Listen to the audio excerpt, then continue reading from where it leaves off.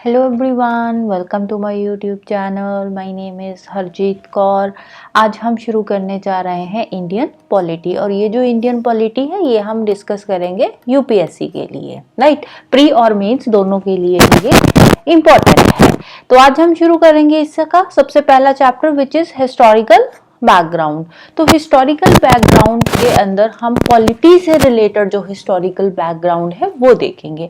ऐसा नहीं है कि यहाँ पे हम हिस्ट्री पढ़ना शुरू कर देंगे, राइट। तो पॉलिटी के पर्सपेक्टिव से जो एक्ट्स हैं उनको हम यहाँ पे डिस्कस करेंगे, राइट। तो हिस्टोरिकल बैकग्राउंड के अंदर एक आता है कंपनी रूल और दूसरा आता है क्राउन रूल। तो थोड़ी सी हम हिस्ट्री देख लेते हैं, कब ब्रिटिशर्स इंडिया में आए और उसके बाद किस तरह से कंपनी रूल की शुरुआत हुई और उसके बाद क्राउन रूल की शुरुआत हुई। अब 1600 से कहानी की शुरुआत होती है। 1600 के अंदर जो ब्रिटेन की क्वीन एलिजाबेथ वन थी, जो क्वीन थी वहां की, क्वीन का नाम क्या था? Elizabeth one.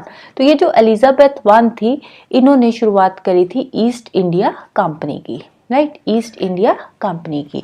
1600 में इन्होंने एक चार्टर ग्रांट किया जिसके अंडर ईस्ट इंडिया कंपनी जो थी वो इस्टेब्लिश करी गई। उसके बाद ये 1600 में चार्टर के अंदर ईस्ट इंडिया कंपनी इस्टेब्लिश हुई। 1600 के बाद 1608 के अंदर ये जो ईस्ट इंडिया कंपनी थी ये इंडिया में आई, ये आई इंडिया के अंदर। और उस टाइम पे 1608 में जब ये इंडिया में आए थे तो इनका सिर्फ और सिर्फ एक ही पर्पस था, वो था ट्रेडिंग। तो ये इंडिया में किस लिए आए थे? ट्रेडिंग के लिए आए थे। इंडिया पे कंट्रोल नहीं करना था, इन्होंने सिर्फ ट्रेडिंग ही करनी थी 1608 में। तो 1608 से लेकर 1705 तक, 1765 तक इन्होंने ट्रेडिंग का काम ही करा। लेकिन 1765 के अंदर क्या होता है? इंडिया के अंदर बैटल ऑफ बक्सर होती है, बैटल ऑफ बक्सर। तो बैटल ऑफ बक्सर के बाद यहाँ पे जो ईस्ट इंडिया कंपनी थी 1765 में जब बैटल ऑफ बक्सर हुई, उसके बाद जो ईस्ट इंडिया कंपनी थी, ईस्ट इंडिया कंपनी ने इंडिया के अंदर, ये बंगाल में थे उस टाइम पे आए थे, वहां से ट्रेडिंग कर रहे थे, तो वहां से इन्होंने कंट्रोल करना शुरू कर दिया। वहां पे बंगाल के जो रेवेन्यू अफेयर्स थे उनको कंट्रोल करना शुरू कर दिया, उनके जो सिविल एडमिनिस्ट्रेशन से रिलेटेड अफेयर्स थे, यानी कि इनको बंगाल की दीवानी राइट्स मिल गए, बंगाल के दीवानी राइट्स मिल गए। दीवानी राइट्स में बंगाल के रेवेन्यू पे इन्होंने कंट्रोल करना शुरू कर दिया, वहां के सिविल एडमिनिस्ट्रेशन पे कंट्रोल करना शुरू कर दिया। तो फाइनेंशियल अगर हम देखें तो फाइनेंशियली इन्होंने कंट्रोल करना शुरू करा और एडमिनिस्ट्रेशन पे भी कंट्रोल करना वहां पे शुरू कर दिया 1765 में। फिर धीरे धीरे अब इंडिया में आ रहे हैं, वहां पे एडमिनिस्ट्रेशन में इन्होंने एंट्री कर ली है, तो अब उसमें कुछ चेंजेस करने के लिए ये कुछ एक्ट्स लेकर आए। तो ये जो एक्ट्स है इनकी शुरुआत होती है 1773 से। तो 1773 में ये रेगुलेटिंग एक्ट लेकर आए। तो 1773 से लेकर 1857 तक इन्होंने कंपनी रूल जो था, ईस्ट इंडिया कंपनी जो थी 1857 तक इसने रूल किया। 1857 में हुई सिपाही म्यूटिनी, सिपाही म्यूटिनी। तो 1857 में इंडियंस ने भी रिवोल्ट कर दिया उनके अगेंस्ट। एक साल तक ये रिवोल्ट चला और फाइनली जो इंडियंस थे इसमें हार गए, जो 1857 का रिवोल्ट था। तो 1858 के अंदर ये जो रिवोल्ट था ये खत्म हो गया, इंडियंस हार गए, ब्रिटिशर्स फिर से आ गए। तो 1858 के अंदर ब्रिटिशर्स ने जो ईस्ट इंडिया कंपनी का रूल था उसको खत्म करके क्राउन रूल की शुरुआत करी। तो 1858 से पहले गवर्नर जनरल हुआ करते थे। 1858 के बाद जितने भी रूल्स आते थे वहां पे इन्होंने गवर्नर जनरल की जो डेजिग्नेशन थी उसको चेंज करके नाम क्या कर दिया? वाइसरॉय कर दिया। तो 1858 से ईस्ट इंडिया कंपनी जो है वो खत्म होती है और क्राउन रूल शुरू होता है। तो ब्रिटेन का ही रूल है ईस्ट इंडिया कंपनी में भी और क्राउन रूल के अंदर भी, राइट। तो अब हम चलते हैं रूल्स पे। कंपनी रूल की बात करें तो कंपनी रूल के अंदर कौन से एक्ट्स आते हैं? सबसे पहले लेकर आए थे 1773 में रेगुलेटिंग एक्ट। फिर रेगुलेटिंग एक्ट के अंदर इन्होंने बनाई थी सुप्रीम कोर्ट। अब ये जो सुप्रीम कोर्ट रेगुलेटिंग एक्ट के अंदर 1774 में इस्टेब्लिश हुई थी, तो इसमें कुछ चेंजेस करने के लिए ये लेकर आए अमेंडिंग एक्ट ऑफ 1780 1। उसके बाद पिट्स इंडिया एक्ट आया 84 का, देन 86 का एक्ट आया। फिर इन्होंने शुरुआत करी चार्टर एक्ट्स की। अब ये जितने भी चार्टर एक्ट्स यहाँ पे आए हैं ये 20 इयर्स के डिफरेंस पे आए हैं, राइट। 20 इयर्स के बाद इन्होंने चार्टर एक्ट लाने शुरू कर दिए। 93 में आया, देन 13 में, 1833 में, 1853 में। तो ये चार्टर एक्ट्स की यहाँ पे शुरुआत होती है 1793 से, राइट। तो ये सारे एक्ट्स हम कंपनी रूल में डिस्कस करने वाले हैं। तो शुरुआत करते हैं रेगुलेटिंग एक्ट ऑफ 1773 से। तो यहाँ पे फर्स्ट टाइम जो ब्रिटिश गवर्नमेंट थी उन्होंने इंडिया पे कंट्रोल करना शुरू किया था। ब्रिटिश इंडिया, जो ब्रिटिश गवर्नमेंट थी उनको रिप्रेजेंट कर रही थी ईस्ट इंडिया कंपनी। तो ईस्ट इंडिया कंपनी जो थी उन्होंने इंडिया के एडमिनिस्ट्रेशन को रेगुलेट करना शुरू करा और इनके जो एडमिनिस्ट्रेटिव अफेयर्स थे उनको कंट्रोल करना शुरू करा यहाँ से रेगुलेटिंग एक्ट के थ्रू फर्स्ट टाइम, राइट। और फर्स्ट टाइम यहाँ के जो कंपनी के पॉलिटिकल फंक्शंस थे, एडमिनिस्ट्रेटिव फंक्शंस थे, वो भी इनके अंडर आ गए और यहीं से इंडिया के अंदर शुरुआत होती है सेंट्रल एडमिनिस्ट्रेशन की। अब इससे पहले क्या होता था, इंडिया में प्रोविंसेस थे, अलग अलग किंग होते थे, वो किंग वहां पे रूल करते थे, उनकी एक टेरिटरी होती थी। लेकिन ब्रिटिशर्स आए तो इन्होंने इंडिया के अंदर सेंट्रल एडमिनिस्ट्रेशन की शुरुआत करी, राइट। और ये शुरुआत हुई थी रेगुलेटिंग एक्ट 1773 से। अब इसके फीचर्स देख लेते हैं। अब जब ब्रिटिशर्स आए तो उस टाइम पे क्या था, बंगाल के अंदर जो बंगाल को हेड करता था वो होता था बंगाल का गवर्नर। तो वो जो पोस्ट थी उस पोस्ट को बोलते थे governor of Bengal, right. Same इसी तरह से एक मद्रास का गवर्नर होता था जो मद्रास की प्रेसिडेंसी जो थी या मद्रास प्रोविंस था उसको कंट्रोल कर रहा था। तो इस तरह से प्रोविंसेस के एक हेड हुआ करते थे जिसको गवर्नर बोलते थे, वो उस पर्टिकुलर प्रोविंस को कंट्रोल करता था जो गवर्नर होता था। तो यहाँ पे बंगाल का भी जो बंगाल के एडमिनिस्ट्रेशन को कंट्रोल कर रहा था बंगाल का गवर्नर था। तो आते ही इन्होंने ये जो गवर्नर था इसकी डेजिग्नेशन को चेंज कर दिया। नाम क्या कर दिया, गवर्नर जनरल ऑफ बंगाल। तो यहाँ पे फर्स्ट टाइम जो बंगाल का गवर्नर था वो क्या बन गया, गवर्नर जनरल ऑफ बंगाल। और ये जो गवर्नर जनरल था इसको असिस्ट करने के लिए इन्होंने बनाई 4 मेंबर्स की एग्जीक्यूटिव काउंसिल। गवर्नर जनरल को असिस्ट करने के लिए 4 मेंबर की इन्होंने काउंसिल बनाई, राइट। और पहले गवर्नर जनरल कौन थे, लॉर्ड वॉरेन हेस्टिंग। इंपॉर्टेंट है फर्स्ट का नाम। First governor general of Bengal was the Lord Warren Hasting, right. अब यहाँ पे बंगाल के साथ साथ इन्होंने जो बॉम्बे प्रेसिडेंसी थी या मद्रास प्रेसिडेंसी थी, सेम जैसे बंगाल का गवर्नर होता था मद्रास का भी एक गवर्नर था जो मद्रास प्रेसिडेंसी को कंट्रोल कर रहा था। बॉम्बे का गवर्नर था जो बॉम्बे प्रेसिडेंसी को कंट्रोल कर रहा था। लेकिन यहाँ पे इन्होंने क्या बोला कि बंगाल, बॉम्बे एंड मद्रास, इन तीनों प्रेसिडेंसीज को कंट्रोल कौन करेगा, governor general of Bengal. Governor general of Bengal के अंडर ये तीनों प्रेसिडेंसीज आएंगी और बॉम्बे एंड मद्रास के जो गवर्नर्स हैं ये बन जाएंगे गवर्नर जनरल ऑफ बंगाल के सबॉर्डिनेट्स, राइट। अपनी जितनी भी रिपोर्ट्स हैं वो गवर्नर जनरल ऑफ बंगाल को वो देंगे, राइट। तो यहीं पे 1773 में रेगुलेटिंग एक्ट आया और इसी के अंडर 1774 में इस्टेब्लिश होती है सुप्रीम कोर्ट ऑफ इंडिया। तो सुप्रीम कोर्ट यहाँ पे इस्टेब्लिश हुई थी कलकत्ता में 1774 के अंदर। और जब ये इस्टेब्लिश हुई थी उस टाइम पे एक हुआ करता था चीफ जस्टिस और प्लस 3 अदर जजेस हुआ करते थे। एक चीफ जस्टिस और 3 जजेस होंगे जब इन्होंने सुप्रीम कोर्ट इस्टेब्लिश करी थी उस टाइम पे, राइट। अगेन इंपॉर्टेंट है कब सुप्रीम कोर्ट बनी थी और कितने जजेस थे उस टाइम पे जब ये बनी थी। इसके साथ ही ये जो कंपनी थी ईस्ट इंडिया कंपनी थी उनके सर्वेंट्स के लिए ये एक रूल लेकर आए कि ये जो ईस्ट इंडिया कंपनी के सर्वेंट्स है जो उनके लिए काम कर रहे हैं वो किसी भी तरह का कोई भी प्राइवेट ट्रेड नहीं करेंगे। जितना भी ट्रेड होगा ईस्ट इंडिया कंपनी के नाम पे ही होगा। कोई भी सर्वेंट अपना इंडिपेंडेंटली प्राइवेट ट्रेड नहीं करेगा, ना ही वो वहां के नेटिव से किसी भी तरह का कोई प्रेजेंट एक्सेप्ट करेगा या फिर ब्राइब एक्सेप्ट करेगा, राइट।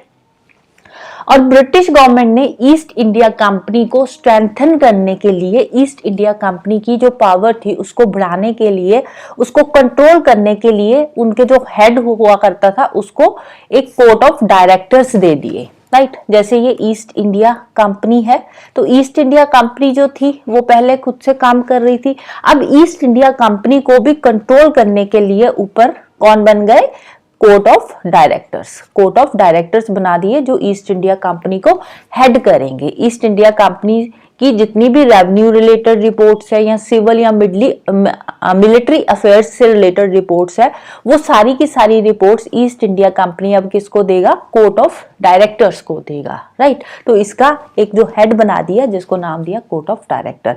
तो इससे क्या हुआ, ईस्ट इंडिया कंपनी की जो पावर्स थी वो और ज्यादा बढ़ गई, राइट। नेक्स्ट आता है अमेंडिंग एक्ट ऑफ 1781। हमने देखा 1774 के अंदर शुरुआत होती है सुप्रीम कोर्ट की। तो अब यहाँ पे सुप्रीम कोर्ट बना दी, तो सुप्रीम कोर्ट बनाई है तो इसकी यूरिसडिक्शन पावर्स भी होंगी। तो अब इन्होंने सोचा कि सुप्रीम कोर्ट को अगर हम ज्यादा पावर्स दे देंगे तो हम ही वहां पे वीक हो जाएंगे। तो यहाँ पे इन्होंने ये लेकर आए अमेंडिंग एक्ट ऑफ 1781, जिसके थ्रू इन्होंने क्या बोला कि जो गवर्नर जनरल है, गवर्नर जनरल एंड जो काउंसिल है, ये सुप्रीम कोर्ट की यूरिसडिक्शन में नहीं आएंगे। गवर्नर जनरल जो है ये अपना इंडिपेंडेंटली काम करेगा और इसकी जो काउंसिल है वो इंडिपेंडेंटली काम करेगी। उससे रिलेटेड जितने भी मैटर्स होंगे वो सुप्रीम कोर्ट में नहीं जाएंगे, ये सुप्रीम कोर्ट की यूरिसडिक्शन में नहीं आएंगे, राइट। गवर्नर जनरल और गवर्नर जनरल की जो काउंसिल है, राइट, तो इनको इन्होंने सुप्रीम कोर्ट की यूरिसडिक्शन से बाहर कर दिया। इसके साथ साथ जो ईस्ट इंडिया कंपनी के सर्वेंट्स है, इनको भी इनके जो एक्शंस है, जो भी ये काम कर रहे हैं, ऑफिशियल काम कर रहे हैं ईस्ट इंडिया कंपनी के नाम से, जो कंपनी के सर्वेंट्स है वो भी सुप्रीम कोर्ट की यूरिसडिक्शन में नहीं आएंगे। तो ओवरऑल ब्रिटिशर्स ने क्या किया कि जो ईस्ट इंडिया कंपनी है या फिर गवर्नर जनरल है, गवर्नर जनरल की जो काउंसिल है, इन सब को सुप्रीम कोर्ट की यूरिसडिक्शन से बाहर कर दिया कि इनसे रिलेटेड जितने भी मैटर्स होंगे वो सुप्रीम कोर्ट नहीं देखेगी, सुप्रीम कोर्ट उनमें इंटरफेयर नहीं करेगी, राइट। तो खुद को इन्होंने सुप्रीम कोर्ट की यूरिसडिक्शन से बाहर कर दिया। और रेवेन्यू मैटर्स की बात करें, जितने भी रेवेन्यू मैटर्स हैं या रेवेन्यू कलेक्शन को लेकर मैटर्स है, वो भी सुप्रीम कोर्ट की यूरिसडिक्शन से बाहर कर दिए। तो पैसे से रिलेटेड जो भी काम है, क्योंकि अब यहाँ पे वो ट्रेड भी कर रहे हैं, यहाँ के रेवेन्यू अफेयर्स को भी मैनेज कर रहे हैं ब्रिटिशर्स, ईस्ट इंडिया कंपनी, तो इसीलिए इन्होंने क्या किया कि अब जो रेवेन्यू रिलेटेड मैटर्स है, ये रेवेन्यू कलेक्ट करने से रिलेटेड मैटर्स है, वो भी सुप्रीम कोर्ट की यूरिसडिक्शन में नहीं आएंगे। उससे रिलेटेड सुप्रीम कोर्ट किसी भी तरह का कोई इंटरफेयर नहीं करेगी, राइट। तो रेवेन्यू रिलेटेड जो मैटर्स हैं वो भी सुप्रीम कोर्ट की यूरिसडिक्शन से यहाँ पे इन्होंने बाहर कर दिए, राइट। अब सुप्रीम कोर्ट की यूरिसडिक्शन में फिर क्या चीजें आ रही है, तो सुप्रीम कोर्ट की यूरिसडिक्शन में आ रहे हैं all the inhabitants of Calcutta. Calcutta के जो रहने वाले लोग हैं, वहां के जो इनहैबिटेंट्स हैं, वही सुप्रीम कोर्ट की यूरिसडिक्शन के अंडर आ रहे हैं। और वहां पे भी जो डिफेंडेंट्स होंगे वो अपने पर्सनल लॉ के अकॉर्डिंग जो सुप्रीम कोर्ट है वो उनको जो है प्रोटेक्ट करेगी, राइट। पर्सनल लॉ कैसे, जैसे जो हिंदूज है, हिंदूज को जो भी रूल्स होंगे हिंदूज पे वो हिंदू लॉ के अकॉर्डिंग होंगे।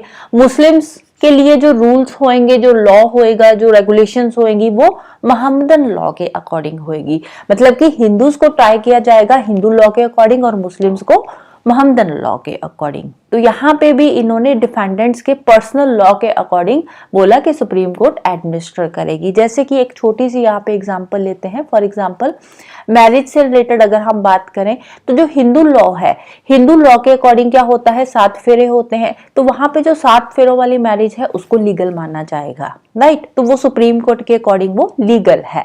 मुस्लिम में जो कबूल है वाली मैरिज है उसी को ही लीगल माना जाएगा। ऐसे नहीं है कि मुस्लिम्स भी 7 फेरे ही लेंगे। तो मुस्लिम्स को मोहम्मदन लॉ के अकॉर्डिंग ट्राई किया जाएगा और हिंदूज को हिंदू लॉ के अकॉर्डिंग जो है ट्रीट किया जाएगा, राइट। अब यहाँ पे एक और बात इन्होंने बोली कि जो प्रोविंशियल कोर्ट्स है, अब जैसे नॉर्मली आजकल अगर हम बात करें कि जो स्टेट लेवल पे कोर्ट होती है उसको बोलते हैं हाई कोर्ट। तो अगर कोई हाई कोर्ट के डिसीजन से सेटिस्फाई नहीं है तो वो पर्सन कहाँ पहुंचता है, वो पहुंचता है सुप्रीम कोर्ट के पास, क्योंकि हाई कोर्ट के ऊपर बैठी है सुप्रीम कोर्ट। तो हाई कोर्ट के डिसीजन से आप सेटिस्फाई नहीं हो तो आप जाओगे अपनी अपील लेकर सुप्रीम कोर्ट के पास। लेकिन यहाँ पे इन्होंने बोला कि जो प्रोविंशियल कोर्ट्स है, प्रोविंशियल कोर्ट्स मतलब जो स्टेट की है, उस टाइम पे स्टेट को प्रोविंसेस बोलते थे, कि कि जो प्रोविंशियल कोर्ट्स है उनके अगर आप डिसीजन से सेटिस्फाई नहीं हो तो उसकी अपील के लिए आप किसके पास पहुंचोगे, गवर्नर जनरल इन काउंसिल के पास पहुंचोगे, सुप्रीम कोर्ट के पास नहीं पहुंचोगे। तो प्रोविंशियल कोर्ट्स की जो अपील्स है वो कहां जाएगी, गवर्नर जनरल इन काउंसिल के पास जाएगी, सुप्रीम कोर्ट के पास नहीं जाएगी, राइट। इसके साथ ही जो गवर्नर जनरल इन काउंसिल्स है वही प्रोविंशियल कोर्ट्स के रिलेटेड रेगुलेशंस बनाएगा। प्रोविंशियल कोर्ट्स या काउंसिल्स जो है उससे रिलेटेड जितने भी रेगुलेशंस फ्रेम करे जाएंगे वो कौन बनाएगा, गवर्नर जनरल इन काउंसिल ही उन रेगुलेशंस को फ्रेम करेगा, राइट। तो यहाँ पे इन्होंने सुप्रीम कोर्ट से रिलेटेड कुछ जो है अमेंडमेंट्स करी थी अमेंडिंग एक्ट ऑफ 1781 में। अब देखो एक होते हैं माइंड मैप्स, तो कई बच्चे बोलते हैं कि माइंड मैप्स के थ्रू करवा दो, तो यहाँ पे माइंड मैप आप खुद बनाओगे तभी आपको एक्सप्लेनेशन समझ आएगी ना। तो अब यहाँ पे माइंड मैप आप कैसे बना सकते हो कि अमेंडिंग एक्ट 1781 जो है इसमें सुप्रीम कोर्ट के अंदर कुछ चेंजेस करी थी। तो यहाँ पे आप देख लोगे कि ईस्ट इंडिया कंपनी को यहाँ पे जो है एग्जैम्प्ट कर दिया है इन्होंने, ईस्ट इंडिया कंपनी के साथ गवर्नर जनरल की काउंसिल को भी एग्जैम्प्ट कर दिया है। रेवेन्यू रिलेटेड है तो ये भी इसमें नहीं आएंगे, तो ये क्या है, इसको इन्होंने एग्जैम्प्ट करा है सुप्रीम कोर्ट की यूरिसडिक्शन में। सुप्रीम कोर्ट की यूरिसडिक्शन में कौन आ रहे हैं, कैलकाटा के इनहैबिटेंट्स। तो कैलकाटा के इनहैबिटेंट्स जो है ये यूरिसडिक्शन में आएंगे। तो एक साइड आप यूरिसडिक्शन वाला लिख लो, एक साइड पे एग्जैम्प्ट जो है वो लिख लो। इस तरह से एक ही लाइन में आपका पूरा का पूरा अमेंडिंग एक्ट ऑफ 1781 के नोट्स जो है वो बन जाएंगे, राइट। पिट्स इंडिया एक्ट की बात करें तो पिट्स इंडिया एक्ट में जो इंपॉर्टेंट चेंजेस करी गई थी वो ये थी कि जो कंपनी के कमर्शियल और पॉलिटिकल फंक्शंस थे उन दोनों को अलग अलग कर दिया। कमर्शियल फंक्शंस को अब कौन कंट्रोल करेगा, कमर्शियल फंक्शंस को मैनेज करेंगे कोर्ट ऑफ डायरेक्टर्स। जो कोर्ट ऑफ डायरेक्टर्स हमने रेगुलेटिंग एक्ट ऑफ 1773 में पढ़े थे कि जो ईस्ट इंडिया कंपनी है इसको हेड कौन कर रहे हैं, इसको हेड कर रहे हैं कोर्ट ऑफ डायरेक्टर्स। तो ईस्ट इंडिया कंपनी जो रिपोर्ट है वो किसको दे रही है, कोर्ट ऑफ डायरेक्टर्स को दे रही है, राइट। तो यही कोर्ट ऑफ डायरेक्टर्स है जो कमर्शियल अफेयर्स को मैनेज करेंगे। कमर्शियल और पॉलिटिकल फंक्शन अलग अलग हो गए और कमर्शियल फंक्शंस को मैनेज कौन कर रहा है, कोर्ट ऑफ डायरेक्टर्स। और यहाँ पे एक और नई बॉडी बनाई गई जिसका नाम था बोर्ड ऑफ कंट्रोल। अब बोर्ड ऑफ कंट्रोल का क्या काम रहेगा, board of control political affairs को मैनेज करेंगे, राइट। तो अब यहाँ पे दो चीजें आती है, एक आते हैं आपके कोर्ट ऑफ डायरेक्टर्स, दूसरे आ जाता है board of control. Court of directors for commercial functions, board of control for political functions, right. तो इस तरह से अब यहाँ पे डबल गवर्नमेंट का सिस्टम जो था वो इस्टेब्लिश हो गया। एक बन गए आप ये कोर्ट ऑफ डायरेक्टर्स, दूसरे बन गए बोर्ड ऑफ कंट्रोल। अब जो बोर्ड ऑफ कंट्रोल बनाया गया था तो बोर्ड ऑफ कंट्रोल को कुछ और भी फंक्शंस दिए गए, जैसे कि बोर्ड ऑफ कंट्रोल को बोला गया कि जितने भी सिविल और मिलिट्री गवर्नमेंट से रिलेटेड ऑपरेशंस है या इंडिया के अंदर यहाँ पे ब्रिटिश पोजेशन है, यहाँ पे ब्रिटिशर्स का कंट्रोल है इंडिया की जिन टेरिटरीज पे, जैसे बंगाल हो गया, मद्रास हो गया, बॉम्बे हो गया, तो जिन टेरिटरीज पे ब्रिटिशर्स का कंट्रोल है उन टेरिटरीज के जितने भी सिविल या मिलिट्री गवर्नमेंट से रिलेटेड ऑपरेशंस है या रेवेन्यू से रिलेटेड जितने भी मैटर्स है उनको डायरेक्ट और सुपरवाइज करने का काम किसका होगा, बोर्ड ऑफ कंट्रोल का, राइट। तो ब्रिटिश पोजेशन में जितना भी इंडिया का पार्ट आ रहा है वहां के सिविल और रेवेन्यू रिलेटेड ऑपरेशंस को सुपरवाइज और डायरेक्ट करेंगे बोर्ड ऑफ कंट्रोल। अब जो पिट्स इंडिया एक्ट 1784 आया था ये इंपॉर्टेंट था। क्यों इंपॉर्टेंट था, इसके दो रीजंस हैं। फर्स्ट क्या है कि जो कंपनी की टेरिटरी थी इंडिया के अंदर वो फर्स्ट टाइम वहां पे उसको नाम दिया गया ब्रिटिश पोजेशंस इन इंडिया का। यहाँ पे ब्रिटिश का कंट्रोल है, जो भी टेरिटरी थी उस टाइम पे बंगाल, मद्रास और बॉम्बे की, तो उसको इन्होंने नाम दिया, फर्स्ट टाइम उसको नाम दिया ब्रिटिश पोजेशन इन इंडिया का। सेकेंडली यहाँ पे जो कंपनी के अफेयर्स हैं या कंपनी की जो भी एडमिनिस्ट्रेशन हो रही है अब उस पे जो सुप्रीम कंट्रोल होगा वो किसका होगा, वो होगा ब्रिटिश गवर्नमेंट का। तो ये दो इंपॉर्टेंट काम जो थे पिट्स इंडिया एक्ट 1784 के टाइम पे हुए थे, इसी वजह से पिट्स इंडिया एक्ट जो था वो इंपॉर्टेंट था, एक सिग्निफिकेंट एक्ट था, राइट। नेक्स्ट है एक्ट ऑफ 1786। अब जब हमने रेगुलेटिंग एक्ट ऑफ 1773 पढ़ा था तो उसमें हमने देखा था कि जो गवर्नर था बंगाल का उसकी डेजिग्नेशन चेंज करके गवर्नर जनरल ऑफ बंगाल बना दिया और बॉम्बे एंड मद्रास के जो गवर्नर थे वो उसके सबॉर्डिनेट बना दिए। अब जो फर्स्ट गवर्नर जनरल थे वो कौन थे? वो थे Lord Warren Hasting. Lord Warren Hasting ये थे first governor general of Bengal. उसके बाद ये कब तक गवर्नर जनरल रहे बंगाल के? 1785 तक। 85 से 86 तक एक साल के लिए सर जॉन आए थे। ये जो सर जॉन थे ये टेम्परेरी इन्होंने एक्ट किया था as the governor general of Bengal एक साल के लिए। उसके बाद 86 में बंगाल के नए गवर्नर जनरल अपॉइंट हुए। कौन? Lord Cornwallis. तो लॉर्ड कॉर्नवालिस 86 में बनते हैं governor general of Bengal. Second governor general भी आप इसको बोल सकते हो क्योंकि जो सर जॉन आए थे ये एक्टिंग गवर्नर जनरल थे, राइट। अब यहाँ पे जो लॉर्ड कॉर्नवालिस थे इन्होंने अपनी पोस्ट को एक्सेप्ट करने के लिए, गवर्नर जनरल बनने के लिए बंगाल का, इन्होंने यहाँ पे दो डिमांड्स रखी थी। इनकी दो डिमांड्स कौन थी? एक तो पहली डिमांड इनकी थी कि स्पेशल केसेस में जो इनकी काउंसिल है, क्योंकि जो गवर्नर जनरल है उसकी हमने 1773 के एक्ट में पढ़ा था कि जो गवर्नर जनरल है उनको असिस्ट करने के लिए 4 मेंबर्स की एक एग्जीक्यूटिव काउंसिल बनाई गई थी। तो यहाँ पे इनकी डिमांड क्या थी कि स्पेशल केसेस में जो इनकी काउंसिल है, एग्जीक्यूटिव काउंसिल है, ये उस काउंसिल के डिसीजंस को भी ओवरराइड कर सकते हैं। जो गवर्नर जनरल होगा वो काउंसिल के डिसीजंस को ओवरराइड कर सकता है। ओवरराइड मींस कि उसके डिसीजंस को ये रिजेक्ट भी कर सकता है, कैंसिल भी कर सकता है, उसमें कुछ चेंजेस चाहे तो वो भी कर सकता है। तो फर्स्ट इनकी डिमांड यही थी। और सेकंड डिमांड क्या थी कि जो बंगाल का गवर्नर जनरल होगा वो कमांडर इन चीफ भी होगा, कि वो आर्मी को भी वही हेड करेगा। कमांडर इन चीफ का मतलब होता है जो आर्मी को हेड करता है वो होता है कमांडर इन चीफ। तो फर्स्ट डिमांड थी कि स्पेशल केसेस में ये काउंसिल के डिसीजंस को ओवरराइड कर सकते हैं, और सेकंड था कि ये कमांडर इन चीफ भी रहेंगे। तो दोनों डिमांड्स को एक्सेप्ट कर लिया गया। तो यहाँ पे 1786 के एक्ट में यही दो मेजर चेंजेस हुई थी। इसके बाद आता है चार्टर एक्ट ऑफ 1793। अब यहाँ पे जो चार्टर एक्ट है, यहाँ पे चार्टर एक्ट्स की शुरुआत होती है 1793 से। तो ये जो चार्टर एक्ट्स है इसके बाद हर 20 इयर्स के बाद ये जो चार्टर एक्ट्स थे ये रिवाइज होते थे। तो 1793 का जो चार्टर एक्ट आया था इसमें जो फर्स्ट था कि जो लॉर्ड कॉर्नवालिस के टाइम पे इन्होंने चेंजेस करी थी ओवरराइडिंग पावर की, कि काउंसिल के डिसीजंस को जो गवर्नर जनरल होगा वो ओवरराइड कर सकता है, रिजेक्ट कर सकता है। तो उसी को आगे इन्होंने एक्सटेंड कर दिया फ्यूचर गवर्नर जनरल्स के लिए भी, और जो प्रेसिडेंसीज के गवर्नर्स है उनके लिए भी इस पावर को आगे एक्सटेंड कर दिया गया। सेकेंडली गवर्नर जनरल को, अब देखो यहाँ पे इसको ओवरराइडिंग पावर्स दे दी काउंसिल के डिसीजंस की, तो इसके साथ ही गवर्नर जनरल के पास और पावर्स आ गई, और गवर्नमेंट को पे जो गवर्नर जनरल का कंट्रोल था वो और ज्यादा बढ़ गया।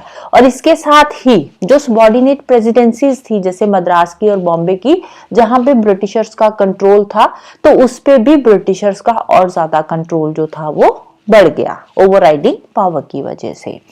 थर्ड पॉइंट क्या है चार्टर एक्ट का 1793 का? तो यहाँ पे जो कंपनी की ट्रेड मोनोपोली थी, ईस्ट इंडिया कंपनी, जो ईस्ट इंडिया कंपनी इंडिया में आई थी, इसकी जो ट्रेड मोनोपोली थी इसको आगे 20 इयर्स के लिए एक्सटेंड कर दिया गया। 1813 तक ये जो ट्रेड मोनोपोली है कि अब इंडिया के अंदर सिर्फ और सिर्फ ईस्ट इंडिया कंपनी ही ट्रेड कर सकती है, कोई भी जो ब्रिटिशर्स है वो आकर ट्रेड और नहीं कर सकता, सिर्फ ईस्ट इंडिया कंपनी ही। अब ईस्ट इंडिया कंपनी भी है ब्रिटिशर्स की ही, लेकिन कोई और ब्रिटिश मर्चेंट आकर इंडिया में ट्रेड नहीं कर सकता, सिर्फ ईस्ट इंडिया कंपनी ही यहाँ पे ट्रेड करेगी। 20 साल के लिए ये जो ट्रेड मोनोपोली थी इसको एक्सटेंड कर दिया चार्टर एक्ट ऑफ 1793 में। तो इंपॉर्टेंट पॉइंट है जो थर्ड पॉइंट है। नेक्स्ट क्या है फोर्थ पॉइंट, जो कमांडर इन चीफ है। अब यहाँ पे इन्होंने बोला कि जो कमांडर इन चीफ होगा ना, जो आर्मी का हेड होगा, वो जरूरी नहीं है कि वो गवर्नर जनरल की काउंसिल का मेंबर हो ही हो, unless he was so appointed. हाँ, ऐसा हो सकता है कि उसके बाद में वो गवर्नर जनरल की काउंसिल का मेंबर अपॉइंट हो गया है, वो बात अलग है, लेकिन इसके लिए कोई ऐसी कंडीशन नहीं होगी कि कमांडर इन चीफ बनने के लिए उस पर्सन को गवर्नर जनरल की काउंसिल का मेंबर बनना पड़े। right? तो it provided that the commander in chief was to be the member of the governor general's council, was not to be the, तो ये जरूरी नहीं है कि वो गवर्नर जनरल की काउंसिल का मेंबर हो ही हो, हाँ बाद में अपॉइंटमेंट हो रही है, तो that was a different. Next fifth point क्या था, it laid down that the members of the board of control and their staff were henceforth to paid out of the Indian revenue। यहाँ पे again बहुत बड़ी changes हुई कि जो board of control के मेंबर्स है, बोर्ड ऑफ कंट्रोल के मेंबर्स हैं, जब उनका जो भी स्टाफ है, उनकी जो सैलरीज होगी वो कहां से जाएगी, वो इंडियन रेवेन्यू से जाएगी। तो यहाँ पे क्या हो रहा है, ड्रेन ऑफ वेल्थ, राइट। तो बोर्ड ऑफ कंट्रोल की जो सैलरीज है बोर्ड ऑफ कंट्रोल के मेंबर्स की, अब बोर्ड ऑफ कंट्रोल के मेंबर्स कौन है या उनका स्टाफ कौन है, ब्रिटिशर्स ही तो है ना, तो उनकी सैलरीज इंडियन रेवेन्यू से जा रही है, इंडिया से जा रही है, तो सैलरी इंडिया से कहां पहुंच रही है, ब्रिटेनिया पहुंच रही है, राइट। नेक्स्ट आता है चार्टर एक्ट ऑफ 1813। 20 साल के बाद फिर से वही चार्टर एक्ट जो है उसको रिवाइज किया गया। यहाँ पे जो मेजर चेंजेस आई, जो फर्स्ट पॉइंट है दैट इज मोस्ट इंपॉर्टेंट, बहुत बार इसमें से क्वेश्चन पूछा जा चुका है यूपीएससी में। तो यहाँ पे इन्होंने कंपनी की जो ट्रेड मोनोपोली थी उसको अबॉलिश कर दिया। हमने लास्ट एक्ट में क्या पढ़ा था, जो 1793 का जो एक्ट, 1793 का जो चार्टर एक्ट था, इसमें हमने यहाँ पे क्या बोला था कि जो ट्रेड मोनोपोली थी उसको आगे आने वाले 20 सालों के लिए एक्सटेंड किया गया था। लेकिन 20 सालों के बाद क्या हुआ, जो ट्रेड मोनोपोली थी कंपनी की उसको अबॉलिश कर दिया कि अब कोई भी ब्रिटिशर, जो ब्रिटिश मर्चेंट है वो इंडिया में आकर ट्रेड कर सकता है, राइट। तो इंडियन ट्रेड जो था उसको ब्रिटिश मर्चेंट्स के लिए भी इन्होंने ओपन कर दिया, लेकिन यहाँ पे अगेन कुछ एक्सेप्शंस रहे थे। एक्सेप्शंस क्या थे, एक तो जो टी के ट्रेड की मोनोपोली है वो अभी भी ईस्ट इंडिया कंपनी के पास ही रहेगी, जो टी का ट्रेड है वो कोई दूसरा ब्रिटिश मर्चेंट नहीं कर सकता। सेकेंडली था कि जो चाइना के साथ ट्रेड है वो भी सिर्फ ईस्ट इंडिया कंपनी ही कर सकती है, कोई ब्रिटिश मर्चेंट नहीं कर सकता। तो ये दो एक्सेप्शंस जो थी अभी भी इन्होंने ट्रेड मोनोपोली में रखी थी, और बाकी कमोडिटीज के लिए, ब्रिटिश मर्चेंट्स के लिए जो इंडियन ट्रेड था उसको ओपन कर दिया यहाँ पे। और जो कंपनी की टेरिटरी है इंडिया में, यहाँ पे ब्रिटिश पोजेशन है, वहां पे जो ब्रिटिश क्राउन है उसकी सोवरेनिटी को इन्होंने और ज्यादा बढ़ा दिया। ब्रिटिश क्राउन का जो कंट्रोल था वो और ज्यादा यहाँ पे बढ़ गया। इसके अलावा क्रिश्चियन मिशनरीज की बात करें तो क्रिश्चियन मिशनरीज को इन्होंने अलाउ कर दिया कि ठीक है, जो क्रिश्चियन मिशनरीज है वो इंडिया में आ सकती है, लेकिन सिर्फ और सिर्फ ये रिलीजन को प्रीच करने के लिए आ सकती है, अपने रिलीजन को स्प्रेड करने के लिए आ सकती है। इसके अलावा ये किसी भी तरह का कोई ट्रेड में इन्वॉल्व नहीं होगी। तो क्रिश्चियन मिशनरीज को यहाँ पे अलाउ कर दिया गया, किसके लिए, प्रीचिंग के लिए, अपने रिलीजन को स्प्रेड करने के लिए।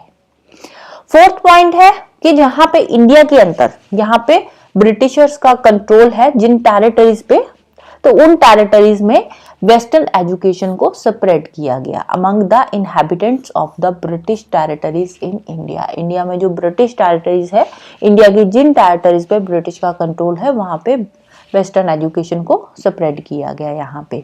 और इसके साथ ही जो लोकल गवर्नमेंट्स थी, यहाँ पे ब्रिटिशर्स का कंट्रोल है, वहां पे जो लोकल गवर्नमेंट है, प्रेसिडेंसीज के अंदर जो लोकल गवर्नमेंट है, उनको अथॉरिटी दे दी गई कि वो लोगों पे टैक्स लगा सकते हैं, और अगर कोई टैक्स नहीं दे रहा तो उस केस में उसको पनिश भी किया जा सकता है, राइट। तो ये कुछ चेंजेस करे गए थे चार्टर एक्ट ऑफ 1813 के अंदर।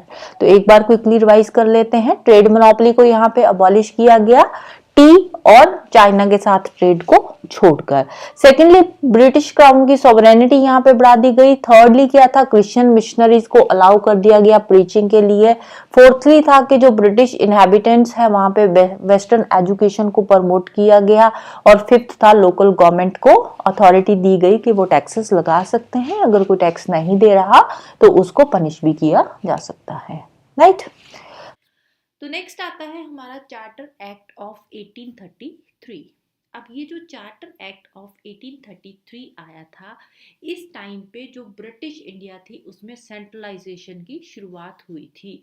तो ये जो एक्ट है, this is the final step towards centralisation in British India. तो अब देखो, रेगुलेटिंग एक्ट 1773 से हमने शुरुआत करी थी, जब से ब्रिटिशर्स ने इंडिया पे धीरे धीरे कंट्रोल करना शुरू करा था।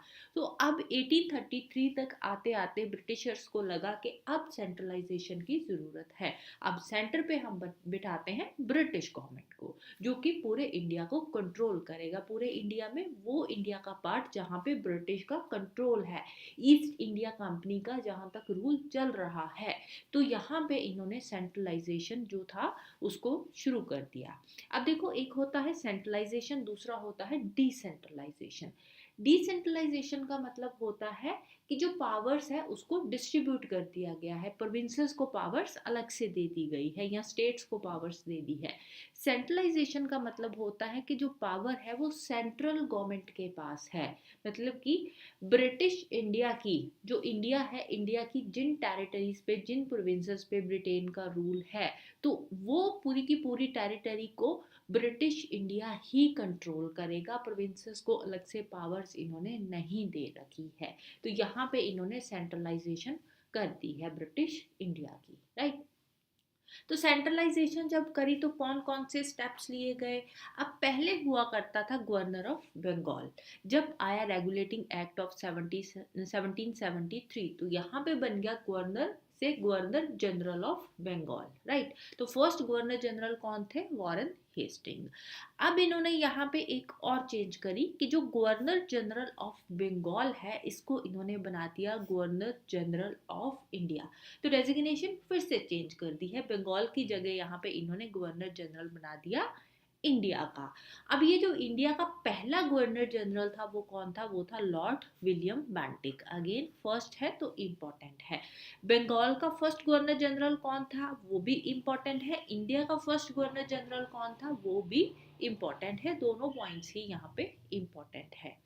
अब इंडिया का जो गवर्नर जनरल होगा, इसको इन्होंने सिविल और मिलिट्री पावर्स दोनों ही दे दी, कि जो गवर्नर जनरल ऑफ इंडिया होगा, सिविल पावर्स भी इसके पास ही होगी और मिलिट्री पावर्स, जो मिलिट्री को कंट्रोल करने की पावर्स है, वो भी इनको ही इन्होंने दे दी। और फर्स्ट टाइम यहाँ पे ऐसा हुआ था कि जो ब्रिटिश इंडिया है उस पर गवर्नमेंट ऑफ इंडिया की जगह ब्रिटिशर जो थे उनका कंट्रोल आ चुका था, राइट। तो गवर्नमेंट ऑफ इंडिया को रिप्लेस करके क्या कौन आ गया यहाँ पे? ब्रिटिशर्स आ गए, ईस्ट इंडिया कंपनी का रूल आ गया, राइट। अब सेंट्रलाइजेशन हो रही है ना, तो सेंट्रलाइजेशन में अब टॉप पे कौन बैठा है? Governor general of India. Governor general कौन है? ब्रिटिश का बंदा है जो पूरे इंडिया पे कंट्रोल कर रहा है। अब पहले क्या होता था? पहले जो लेजिस्लेटिव पावर्स होती थी बॉम्बे एंड मद्रास के गवर्नर्स के पास हुआ करती थी। अब ये जो बॉम्बे मद्रास के गवर्नर्स के पास जो लेजिस्लेटिव पावर्स थी, सेंट्रलाइजेशन हो रही है तो प्रोविंसेस को तो ये पावर्स देंगे नहीं। तो यहाँ पे इन्होंने क्या किया कि जो बॉम्बे एंड मद्रास के गवर्नर्स के पास जो लेजिस्लेटिव पावर्स थी, वो पावर्स किसको दे दी? गवर्नर जनरल ऑफ इंडिया को, राइट। तो बॉम्बे एंड मद्रास के गवर्नर्स के पास जो लेजिस्लेटिव पावर्स थी वो इनसे ले ली गई, और जो गवर्नर जनरल ऑफ इंडिया था उसको दे दी गई legislative powers for the entirely of British India. तो पूरे ब्रिटिश इंडिया की जो लेजिस्लेटिव पावर्स थी वो आ गई गवर्नर जनरल ऑफ इंडिया के पास, इंक्लूडिंग बॉम्बे एंड मद्रास। अब पहले जो लॉज बनाए जाते थे 1833 से पहले, जो लॉज बनते थे उनको क्या बोलते थे? उनको बोलते थे रेगुलेशंस। लेकिन 1833 के बाद अब इन्होंने बोला कि जो लॉज बनेंगे उनको नाम दिया जाएगा एक्ट्स का, राइट। तो प्रीवियस एक्ट्स जितने भी थे, जैसे रेगुलेटिंग एक्ट होगा या चार्टर एक्ट इससे पहले आए थे, या पिट्स इंडिया एक्ट आया था, तो उस टाइम पे जितने भी लॉज बने थे उन लॉज को नाम दिया गया था रेगुलेशंस का, कि जो ब्रिटिश गवर्नमेंट है वो रेगुलेट कर रही है इन सब डिपार्टमेंट्स को। लेकिन यहाँ पे इन्होंने जो लॉज बनाए हैं उनको नाम दे दिया एक्ट्स का। तो यहाँ पे ब्रिटेन की पावर जो है और ज़्यादा बढ़ती जा रही है। ईस्ट इंडिया कंपनी के पास, जो पहले ईस्ट इंडिया कंपनी थी वो एक कमर्शियल बॉडी थी, तो कमर्शियल फंक्शंस ही करती थी, कमर्शियल काम ही ईस्ट इंडिया कंपनी के पास थे। लेकिन अब जो ईस्ट इंडिया कंपनी थी इसको एडमिनिस्ट्रेटिव बॉडी बना दिया गया, कमर्शियल से इसको एडमिनिस्ट्रेटिव बॉडी बना दिया ईस्ट इंडिया कंपनी को, राइट। और इसके साथ ही एक यहाँ पे और फ्रेज ऐड किया गया था कि ये फ्रेज क्या था? In trust for his majesty his heirs and successors. तो इसका मीनिंग क्या है कि जो ईस्ट इंडिया कंपनी है, ईस्ट इंडिया कंपनी इंडिया पे रूल करेगी, एडमिनिस्ट्रेटिव बॉडी है, इंडिया की एडमिनिस्ट्रेशन को देखेगी। इसके बाद आगे ईस्ट इंडिया कंपनी के ही जो आगे सक्सेसर्स होंगे वो ब्रिटेन के ही होंगे, यानी कि इनके बच्चे इनको आगे फॉलो करेंगे, उसके बाद उनके बच्चे आ जाएंगे। तो अब इंडिया पे जो रूल चलेगा वो ईस्ट इंडिया कंपनी का ही चलेगा। ऐसा नहीं है कि जब ईस्ट इंडिया कंपनी जो है, जो एक बॉडी इन्होंने बनाई है, तो ये एक टाइम पे ख़त्म हो जाएगी, ऐसा नहीं होगा। आगे की आगे जो इनके हायर्स होंगे, इनके जो सक्सेसर्स होंगे, वो इस कंपनी को चालू रखेंगे, राइट। और इस यहाँ पे जो चार्टर एक्ट ऑफ 1833 था, यहाँ पे इन्होंने पहले इंट्रोड्यूस करा ओपन कंपटीशन सिविल सर्विसेज के लिए। जो सिविल सर्वेंट्स थे उनकी सिलेक्शन के लिए इन्होंने ओपन कंपटीशन का जो सिस्टम था यहाँ पे इंट्रोड्यूस करा था। और यहाँ पे ये भी बोला था कि जो ईस्ट इंडिया कंपनी है, ईस्ट इंडिया कंपनी में के अंदर इंडियंस जो है वो कोई भी पोजीशन होल्ड कर सकते हैं ऑफिस के अंदर, इनको एम्प्लॉयमेंट मिल सकता है इंडियंस को थ्रू ओपन कंपटीशन, राइट। लेकिन यहाँ पे चार्टर एक्ट में इन्होंने ये इंट्रोड्यूस तो एक बार कर दिया, लेकिन बाद में जो कोर्ट ऑफ डायरेक्टर्स थे, यहाँ पे कोर्ट ऑफ डायरेक्टर्स भी है ना जो इनको कंट्रोल कर रहे हैं ईस्ट इंडिया कंपनी को, तो कोर्ट ऑफ डायरेक्टर्स ने इनके इस डिसीजन को अपोज करा और मना कर दिया कि नहीं, जो इंडियंस है वो अलाउ नहीं है ईस्ट इंडिया कंपनी में कोई भी पोजीशन होल्ड करने के लिए, और ना ही जो सिविल सर्वेंट्स है वहाँ पे इंडियंस को अलाउ किया जाएगा। चार्टर एक्ट में इंट्रोड्यूस किया था, लेकिन कोर्ट ऑफ डायरेक्टर्स ने इसको मना कर दिया। तो जो नेक्स्ट एक्ट हम पढ़ेंगे 1853 का, तो वहाँ पे इनको अलाउ कर दिया जाएगा, राइट। तो नेक्स्ट एक्ट पे ही चलते हैं, चार्टर एक्ट ऑफ 1853। अब यहाँ पे जो मेजर स्टेप लिया गया चार्टर एक्ट ऑफ 1853 के अंदर, वो क्या था, वो था कि जो गवर्नर जनरल है, गवर्नर जनरल की लेजिस्लेटिव और एग्जीक्यूटिव जो फंक्शंस थे, इन दोनों को सेपरेट कर दिया गया। तो ऐसा फर्स्ट टाइम इन्होंने करा था कि गवर्नर जनरल जो है, गवर्नर जनरल के लेजिस्लेटिव और एग्जीक्यूटिव फंक्शंस दोनों सेपरेट कर दिए, राइट। तो इसके साथ ही अब देखो दो फंक्शंस इन्होंने सेपरेट कर दिए। पहले गवर्नर जनरल को असिस्ट करने के लिए हमने पढ़ा था रेगुलेटिंग एक्ट में ही कि जो गवर्नर जनरल होगा उसको असिस्ट करने के लिए 4 मेंबर्स की एक एग्जीक्यूटिव काउंसिल बनाई गई थी। तो यहाँ पे इन्होंने जो काउंसिल थी, काउंसिल के अंदर 6 और नए मेंबर्स ऐड करे, और ये जो नए मेंबर्स ऐड करे थे इनको नाम दिया गया लेजिस्लेटिव काउंसलर्स। तो ये काउंसिल के लेजिस्लेटिव काउंसलर्स थे, मींस कि जो गवर्नर जनरल है उसको लेजिस्लेशन के रिगार्डिंग जो भी असिस्ट करने का काम है वो इन 6 मेंबर्स का था, जो नए 6 मेंबर्स यहाँ पे ऐड किए गए थे, राइट। अब देखो पहले एग्जीक्यूटिव और लेजिस्लेटिव फंक्शन सेम ही थे, अब दोनों को सेपरेट कर दिया। गवर्नर जनरल की काउंसिल के एग्जीक्यूटिव फंक्शंस अलग से चलेंगे और लेजिस्लेटिव फंक्शंस अलग से कंट्रोल किए जाएंगे। तो इसके लिए एक अलग से गवर्नर जनरल के लिए एक लेजिस्लेटिव काउंसिल बनाई गई, एक separate governor generals legislative council यहाँ पे एग्जिस्टेंस में आई, जिसको नाम दिया गया इंडियन लेजिस्लेटिव काउंसिल और सेंट्रल लेजिस्लेटिव काउंसिल। तो यहाँ पे सबसे पहले तो इन्होंने गवर्नर जनरल के फंक्शंस को सेपरेट किया, लेजिस्लेटिव एंड एग्जीक्यूटिव फंक्शंस को। दूसरा इन्होंने लेजिस्लेटिव फंक्शंस सेपरेट करे हैं, तो उसके लिए एक लेजिस्लेटिव काउंसिल की ज़रूरत थी, तो लेजिस्लेटिव काउंसिल बनाई जिसको नाम दिया गया इंडियन लेजिस्लेटिव काउंसिल। और 6 नए मेंबर्स भी ऐड किए गए थे जिनको नाम दिया गया legislative counsellors, right.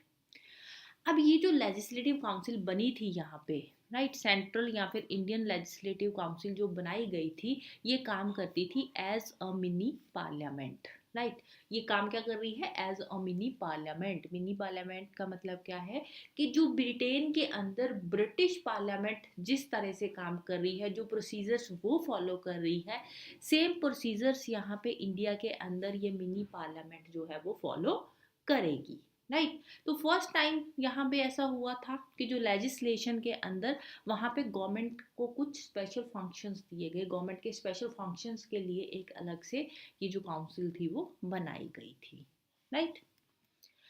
Next, open competition का सिस्टम यहाँ पे फिर से इंट्रोड्यूस किया गया। 1833 में भी इंट्रोड्यूस तो किया था, लेकिन कोर्ट ऑफ डायरेक्टर्स ने मना कर दिया था कि नहीं, ऐसा सिस्टम नहीं होगा।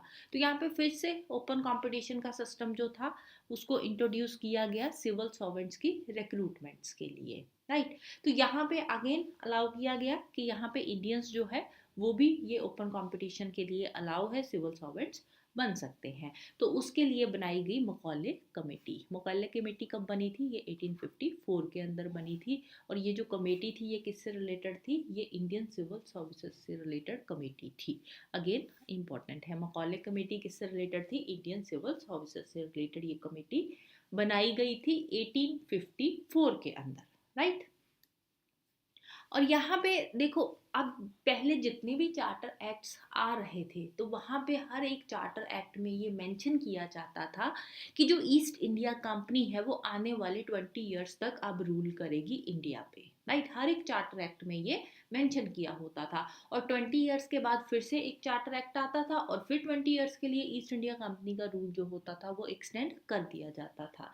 लेकिन यहाँ पे जो कंपनी था, कंपनी के रूल को एक्सटेंड तो किया गया कि यस, जो ईस्ट इंडिया कंपनी है उसका रूल एक्सटेंड होगा, क्योंकि जो चार्टर एक्ट 1833 का आया था वहां पे इन्होंने बोला था कि जो ईस्ट इंडिया कंपनी है उसके रूल को 30 इयर्स तक फर्दर एक्सटेंड किया जाएगा टिल 1853। तो 1853 आ चुका है, तो यहाँ पे अगेन इन्होंने कंपनी का रूल एक्सटेंड कर दिया। लेकिन यहाँ पे इन्होंने कोई भी पर्टिकुलर पीरियड जो था वो स्पेसिफाई नहीं करा कि आने वाले कितने टाइम तक जो ईस्ट इंडिया कंपनी है रूल करेगी। तो 1853 में ये एक अलग से जो है पॉइंट मेंशन है कि यहाँ पे रूल को एक्सटेंड किया, लेकिन जो टाइम पीरियड है वो मेंशन नहीं किया।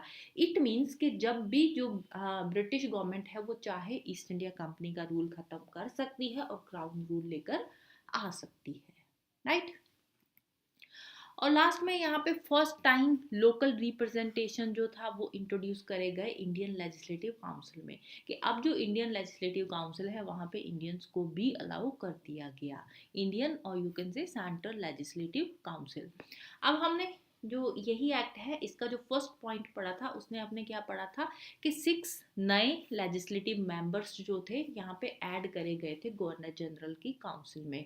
ये जो 6 नए लेजिस्लेटिव मेंबर्स यहाँ पे ऐड किए गए थे, तो यहाँ पे इन्होंने एक और यहाँ पे पॉइंट ऐड किया कि ये जो 6 मेंबर्स हैं इनमें से जो 4 मेंबर्स होंगे ये लोकल होंगे। तो इनमें से 6 में से 4 लोकल होंगे और 2 मेंबर्स जो होंगे ये ब्रिटिशर्स होंगे, राइट। तो यहाँ पे ये जो लेजिस्लेटिव मेंबर्स है जो 6 नए ऐड करे गए हैं इनमें से 4 लोकल मेंबर्स होंगे। और कहाँ से आएंगे? जो बॉम्बे, मद्रास, बंगाल एंड आगरा की लोकल गवर्नमेंट्स है वहां से अपॉइंट होकर ये चारों मेंबर्स जो है लेजिस्लेटिव काउंसिल में आएंगे, गवर्नर जनरल की लेजिस्लेटिव काउंसिल में, राइट। 1857 के अंदर रिवोल्ट हुआ। रिवोल्ट के बाद 58 में क्राउन रूल की शुरुआत होती है। और जैसे ही क्राउन रूल की शुरुआत होती है तो सबसे पहले जो मेजर चेंज आती है वो किस चीज में आती है? वो आती है गवर्नर जनरल ऑफ इंडिया में। तो यहाँ पे जो गवर्नर जनरल ऑफ इंडिया पहले हुआ करते थे इनकी डेजिग्नेशन जो थी वो चेंज कर दी गई। तो ये बन गए अब गवर्नर जनरल ऑफ इंडिया की जगह वाइसरॉय ऑफ इंडिया, राइट। तो पहले गवर्नर जनरल हुआ करते थे, अब इनकी डेजिग्नेशन चेंज करके नाम दे दिया गया वाइसरॉय का, राइट। तो यहाँ पे 3 जो क्वेश्चंस है मोस्ट इंपॉर्टेंट बनते हैं जो आपकी फिंगर टिप्स पे होने चाहिए, और ये मोस्ट इंपॉर्टेंट है right from the one day exam to UPSC. कौन से 3 क्वेश्चन है? सबसे पहला क्वेश्चन यहाँ पे बनता है first governor general of Bengal. Bengal के पहले गवर्नर जनरल कौन थे? सेकंड आता है क्वेश्चन जो आता है first governor general of India. India के पहले गवर्नर जनरल कौन थे? और थर्ड क्वेश्चन बनता है फर्स्ट वाइसरॉय ऑफ इंडिया। तो ये तीनों के तीनों क्वेश्चन ही आपके फिंगर टिप्स पे होने चाहिए। अब देखो जो यूपीएससी है वो डायरेक्ट आपसे ये बात नहीं पूछेगी कि इंडिया का पहला वाइसरॉय कौन था या इसका नाम पूछा जाए या गवर्नर जनरल का नाम पूछा जाए। यूपीएससी में जो क्वेश्चंस आते हैं वो स्टेटमेंट बेस्ड होते हैं, वहां पे 3-4 स्टेटमेंट्स दे रखी होती है, उसमें राइट कौन सी है वो आपको बताना होता है। तो वहां पे स्टेटमेंट एक आ सकती है, जैसे हिस्टोरिकल बैकग्राउंड से क्वेश्चन आएगा उसमें 4 स्टेटमेंट्स एक्ट्स के रिगार्डिंग ही दी होगी, तो उसमें से एक स्टेटमेंट ये भी आ सकती है कि फर्स्ट गवर्नर जनरल का नाम यहाँ पे दिया होगा, वो आपको सही है या गलत है बताना है। तो इस टाइप के क्वेश्चन यूपीएससी में बनते हैं, राइट। तो एक बार क्विकली रिवाइज कर लेते हैं। First governor general of Bengal कौन थे? First governor general of Bengal थे Lord Warren Hastings. First governor general of India कौन थे? Lord William Bentinck. और वाइसरॉय थे लॉर्ड कैनिंग। वाइसरॉय कौन थे? Lord Canning. अब जो वाइसरॉय था, he was the direct representative of the British crown. अब देखो, ईस्ट इंडिया कंपनी के अंडर गवर्नर जनरल्स रूल करते थे। अब यहाँ पे जब क्राउन रूल आया तो क्राउन रूल को, ब्रिटिश क्राउन को रिप्रेजेंट करने के लिए इन्होंने एक नई डेजिग्नेशन बनाई गवर्नर जनरल की जगह पे, दैट इज वाइसरॉय। नहीं, तो फर्स्ट वाइसरॉय कौन थे? Lord Canning. इंपॉर्टेंट क्वेश्चन है। अब यहाँ पे 1858 के एक्ट के अंदर इन्होंने डबल गवर्नमेंट का जो सिस्टम था इसको खत्म कर दिया। अब ये जो डबल गवर्नमेंट का सिस्टम था ये इंट्रोड्यूस कब हुआ था? ये इंट्रोड्यूस हुआ था पिट्स इंडिया एक्ट 1784 में। 1784 में जो पिट्स इंडिया एक्ट आया था उस टाइम पे, अगर आपको याद हो तो वहां पे हमने पढ़ा था कि 1784 में जो ईस्ट इंडिया कंपनी है, अब ये कमर्शियल बॉडी नहीं होगी, साथ ही साथ ये पॉलिटिकल फंक्शंस भी देखेगी। तो अब ईस्ट इंडिया कंपनी को एक तो कमर्शियल फंक्शंस दिए गए थे, दूसरे पॉलिटिकल फंक्शंस दिए गए थे। तो कमर्शियल फंक्शंस को कंट्रोल करने के लिए जो था, कंट्रोल करने का काम दिया गया कोर्ट ऑफ डायरेक्टर्स को, और जो पॉलिटिकल फंक्शंस थे इनको कौन कंट्रोल करेगा? Board of control. राइट, तो ये दो बॉडीज यहाँ पे अलग अलग कर दी गई। बोर्ड ऑफ कंट्रोल जो था ये एक नई बॉडी बनाई गई थी। कोर्ट ऑफ डायरेक्टर्स जो थे ये बने थे रेगुलेटिंग एक्ट 1773 में। तो रेगुलेटिंग एक्ट 1773 का जो हमने लास्ट पॉइंट किया था उसमें हमने क्या पढ़ा था कि जो ईस्ट इंडिया कंपनी है, ईस्ट इंडिया कंपनी को कंट्रोल करने के लिए कोर्ट ऑफ डायरेक्टर्स बनाए गए थे। अब यहाँ पे ईस्ट इंडिया कंपनी को कमर्शियल फंक्शंस भी दिए गए, पॉलिटिकल फंक्शंस भी दिए गए। तो कमर्शियल फंक्शंस के लिए कोर्ट ऑफ डायरेक्टर्स हो गए और पॉलिटिकल फंक्शंस को कंट्रोल करने के लिए एक नई बॉडी बनी, that is board of control. तो डबल गवर्नमेंट का जो सिस्टम था वो 1784 में शुरू हुआ था, एंड कब हुआ? 1858 के अंदर। तो यहाँ पे इन्होंने board of control and court of directors दोनों बॉडीज को ही अबॉलिश कर दिया। राइट, थर्ड पॉइंट क्या है? यहाँ पे एक नया ऑफिस बनाया गया। 1858 के एक्ट में एक नया ऑफिस बनाया गया। नाम क्या था? Secretary of state for India. कौन सा नया ऑफिस बना? Secretary of state for India. अब इसका काम क्या था? इसका काम था कि जो इंडियन एडमिनिस्ट्रेशन है उसको कंट्रोल करना। तो सेक्रेटरी ऑफ स्टेट को पूरी की पूरी इंडिया की अथॉरिटी दे दी गई। इंडियन एडमिनिस्ट्रेशन का जो कंट्रोल था वो सेक्रेटरी ऑफ स्टेट के हाथ में दे दिया गया। अब ये सेक्रेटरी ऑफ स्टेट कौन हुआ करता था? जो सेक्रेटरी ऑफ स्टेट था ये ब्रिटिश कैबिनेट का ही मेंबर था। सेक्रेटरी ऑफ स्टेट कौन था? ब्रिटिश कैबिनेट का ही ये मेंबर था। और ये अल्टीमेटली रिस्पॉन्सिबल किसके लिए था? ब्रिटिश पार्लियामेंट के लिए।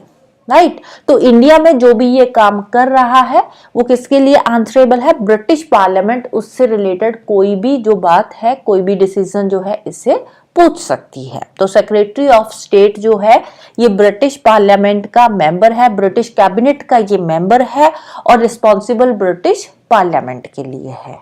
राइट, अब जो सेक्रेटरी ऑफ स्टेट का एक ऑफिस बनाया गया तो इसको असिस्ट करने के लिए 15 मेंबर की एक काउंसिल यहाँ पे एस्टैब्लिश करेगी।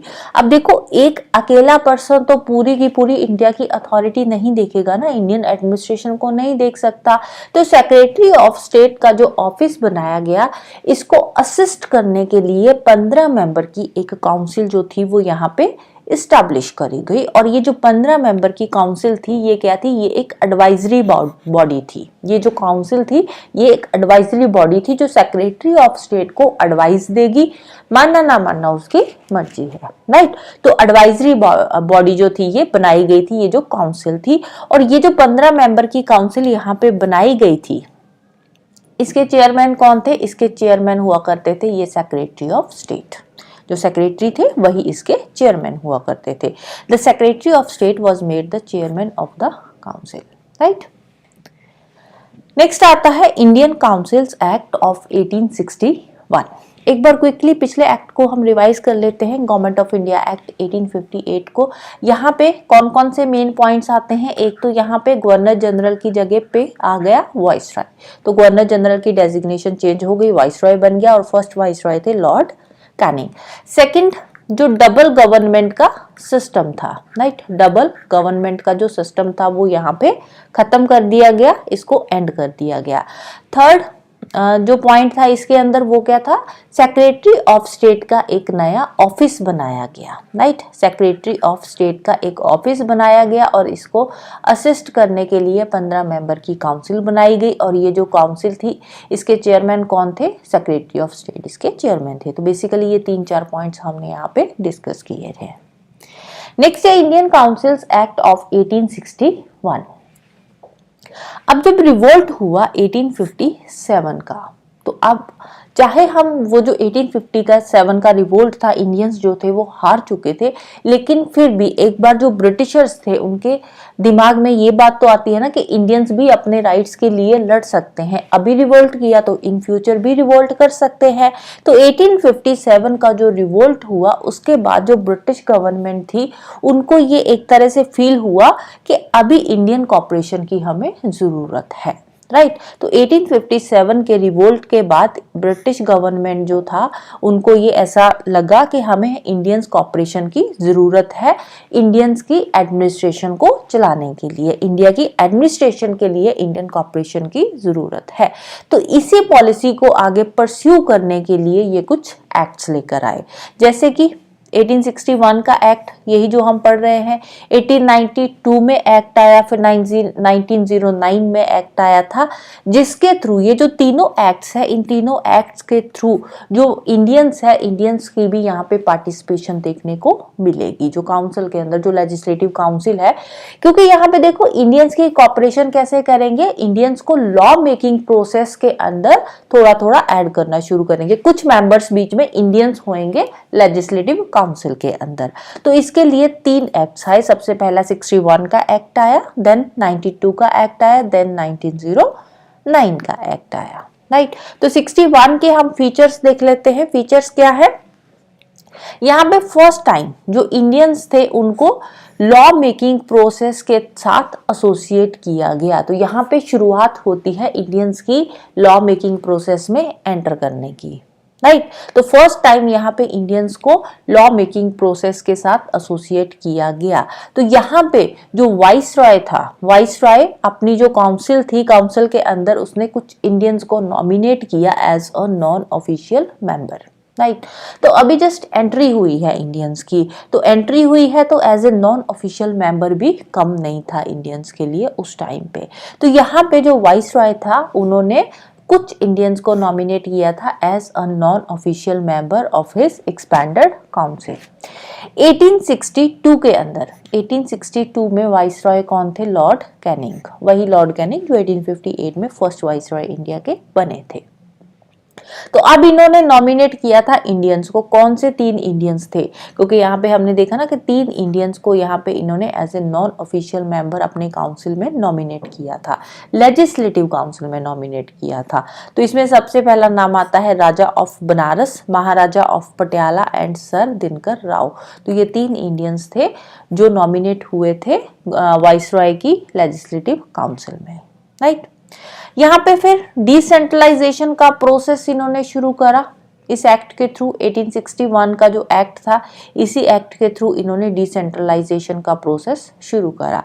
अब पहले सेंट्रलाइजेशन का प्रोसेस शुरू कब हुआ था, सेंट्रलाइजेशन का जो प्रोसेस शुरू हुआ था वो हुआ था रेगुलेटिंग एक्ट 1773 में। रेगुलेटिंग एक्ट 1773 में सेंट्रलाइजेशन का प्रोसेस ब्रिटिशर्स ने इंडिया के अंदर शुरू करा था, जो कि पीक पे कब पहुंचा था, 1833 तक आते आते वो जो सेंट्रलाइजेशन का फाइनल स्टेप था, जो हमने चार्टर एक्ट 1833 पढ़ा था, तो उसकी शुरुआत में ही हमने देखा था कि ये फाइनल स्टेप था सेंट्रलाइजेशन का, राइट। तो 1773 से 1833 तक प्रॉपर्ली जो ब्रिटिशर्स थे उन्होंने इंडिया पे रूल कर लिया था और इंडिया के अंदर सेंट्रलाइजेशन का प्रोसेस शुरू कर लिया था। मीनिंग कि जो पूरी की पूरी पावर्स थी वो एक सेंटर के हाथ में थी। सेंटर में कौन थे, ब्रिटिशर्स थे, ईस्ट इंडिया कंपनी थी। तो जहां पे भी इंडिया की जिस टेरिटरी में ब्रिटिशर्स का रूल था, तो उस सभी टेरिटरीज की, वो उन सभी प्रोविंसेस की जो पावर थी वो किसके हाथ में थी, ईस्ट इंडिया कंपनी के हाथ में थी। अब यहाँ पे जो 61 का एक्ट आता है, यहाँ पे इन्होंने डिसेंट्रलाइजेशन शुरू कर दी। दी। डिसेंट्रलाइजेशन मीनिंग कि जो पावर्स है वो प्रोविंसेस को देनी शुरू कर दी, राइट। तो 33 के एक्ट में हमने देखा था 33 में डेजिग्नेशन भी चेंज हुई थी। अब पहले गवर्नर जनरल ऑफ बंगाल हुआ करते थे, यहाँ पे गवर्नर जनरल ऑफ इंडिया बना दिया। और बॉम्बे एंड मद्रास के जो गवर्नर्स के पास लेजिस्लेटिव पावर्स थी वो किसके पास आ गई थी, यहाँ पे गवर्नर जनरल ऑफ इंडिया के पास आ गई थी 1833 के एक्ट में।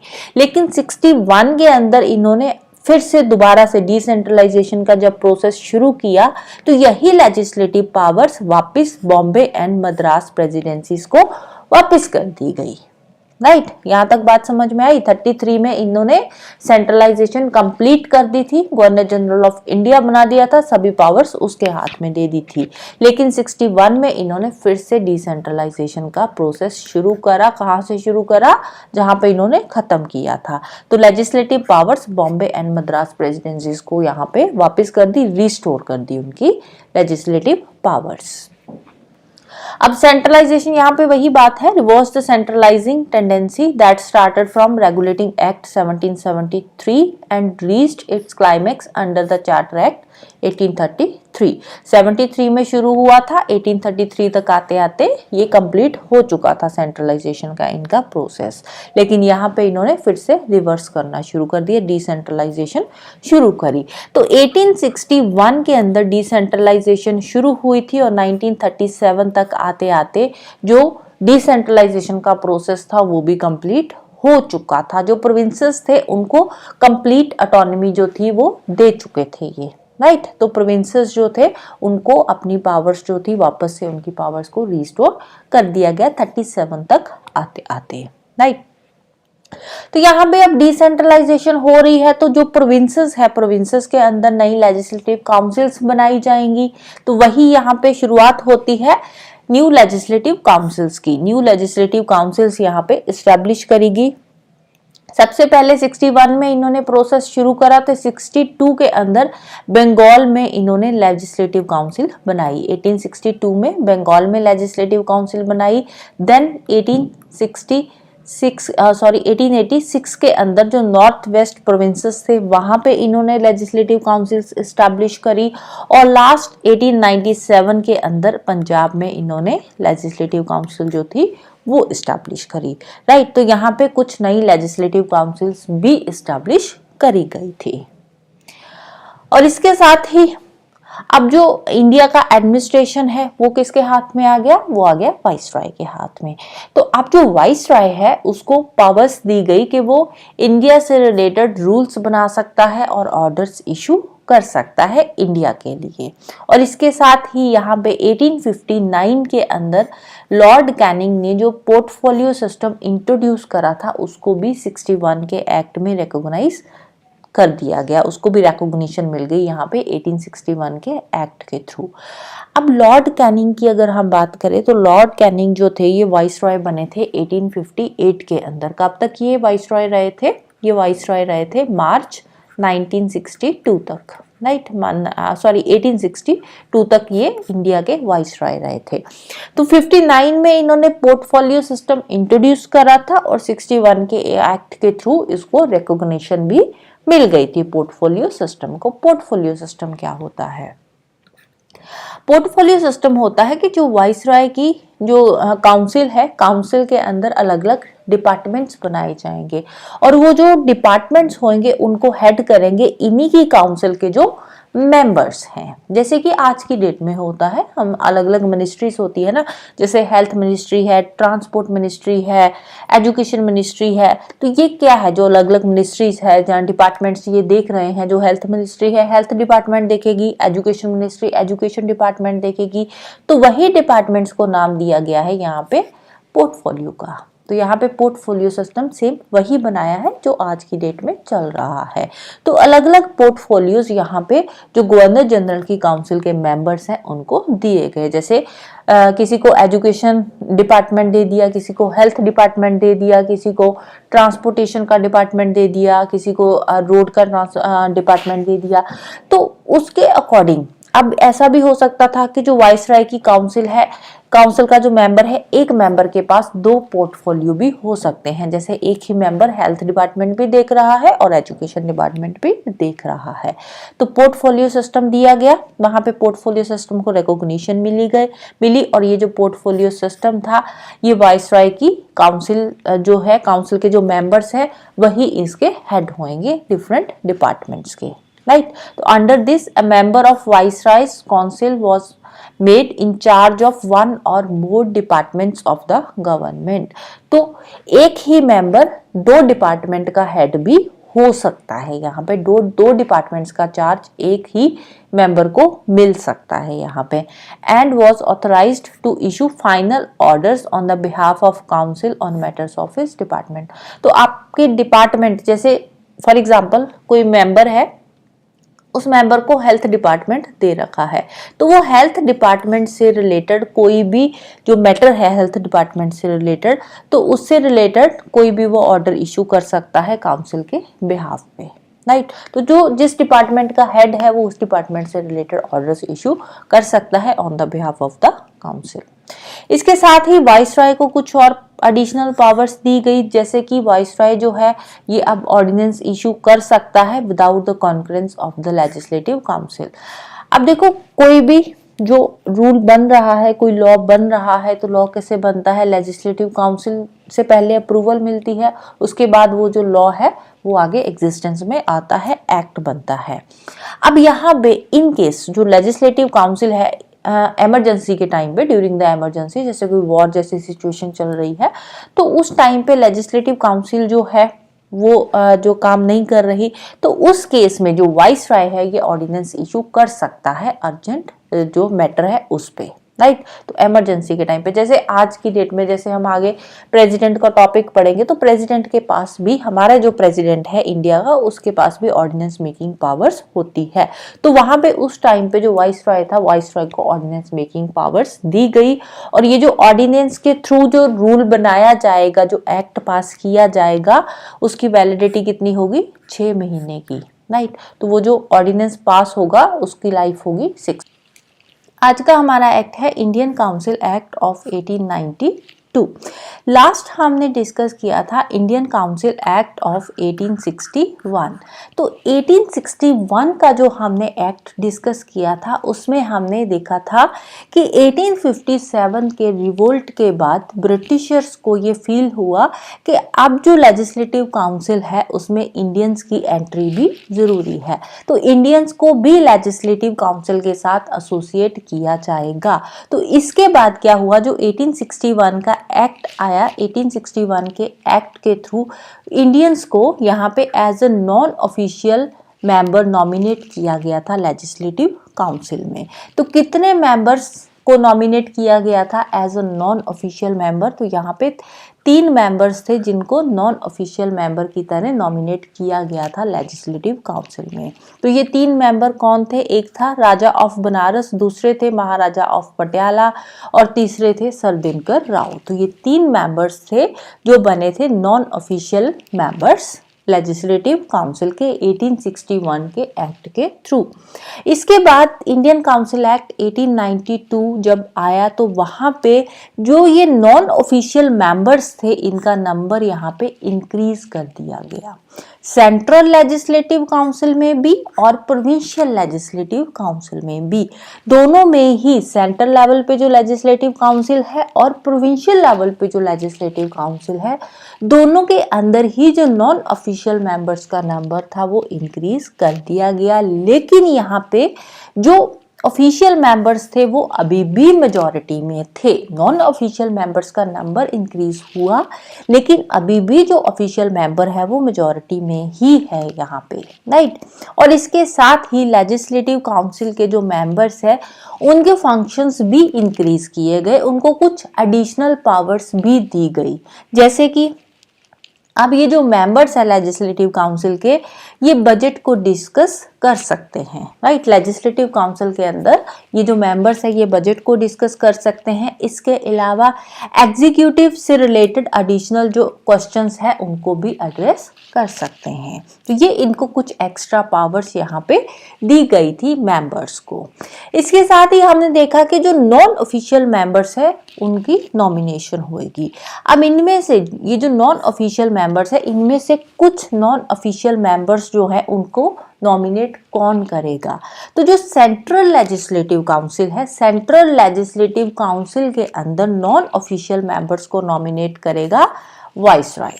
किसकी रिकमेंडेशन पे? On the recommendation of provincial legislative council and the Bengal chamber of commerce.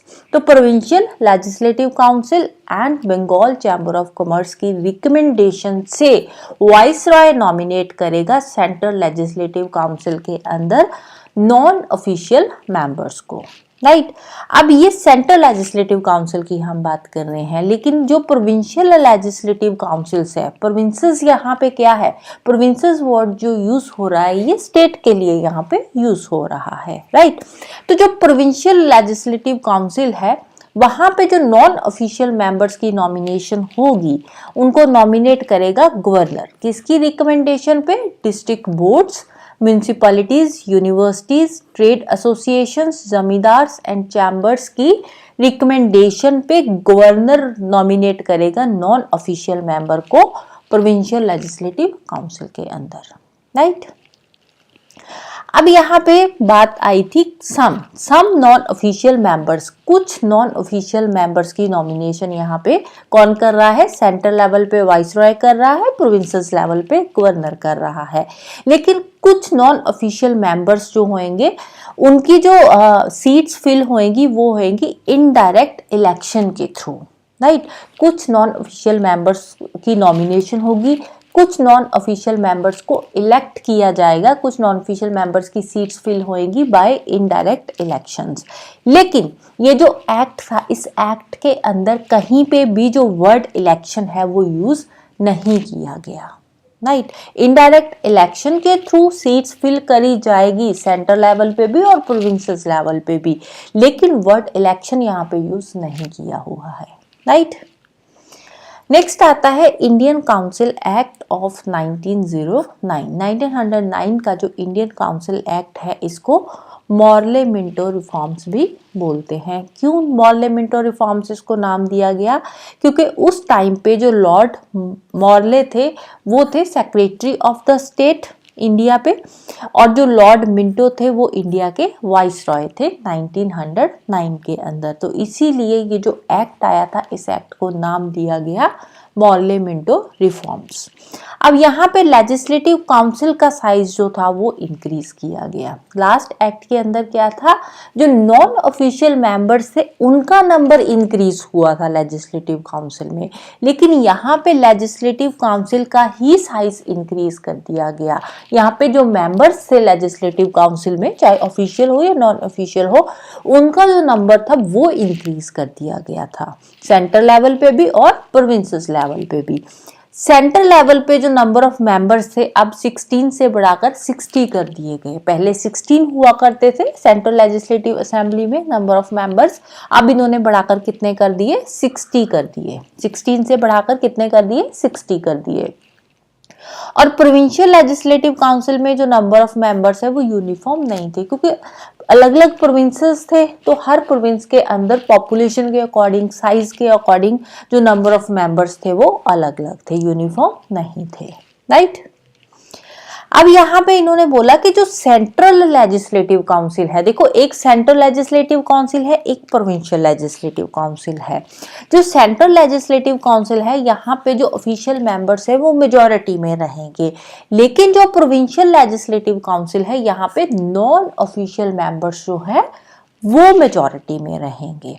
और इसके साथ ही दोनों लेवल पे ही, सेंटर और प्रोविंसेस दोनों लेवल पे ही जो लेजिस्लेटिव काउंसिल है उनको कुछ और फंक्शंस दे दिए गए। उनके जो फंक्शंस थे, उनकी जो पावर्स थी वो बढ़ा दी गई। जैसे कि अब यहाँ पे जो मेंबर्स है लेजिस्लेटिव काउंसिल के मेंबर्स जो हैं सेंट्रल लेवल पे है या प्रोविंसेस लेवल पे है, ये सप्लीमेंट्री क्वेश्चंस भी पूछ सकते हैं लेजिस्लेटिव असेंबली के अंदर, रेजोल्यूशंस मूव कर सकते हैं बजट से रिलेटेड, राइट। तो इनको कुछ एडिशनल पावर्स दी गई, कुछ एडिशनल फंक्शंस भी दिए गए।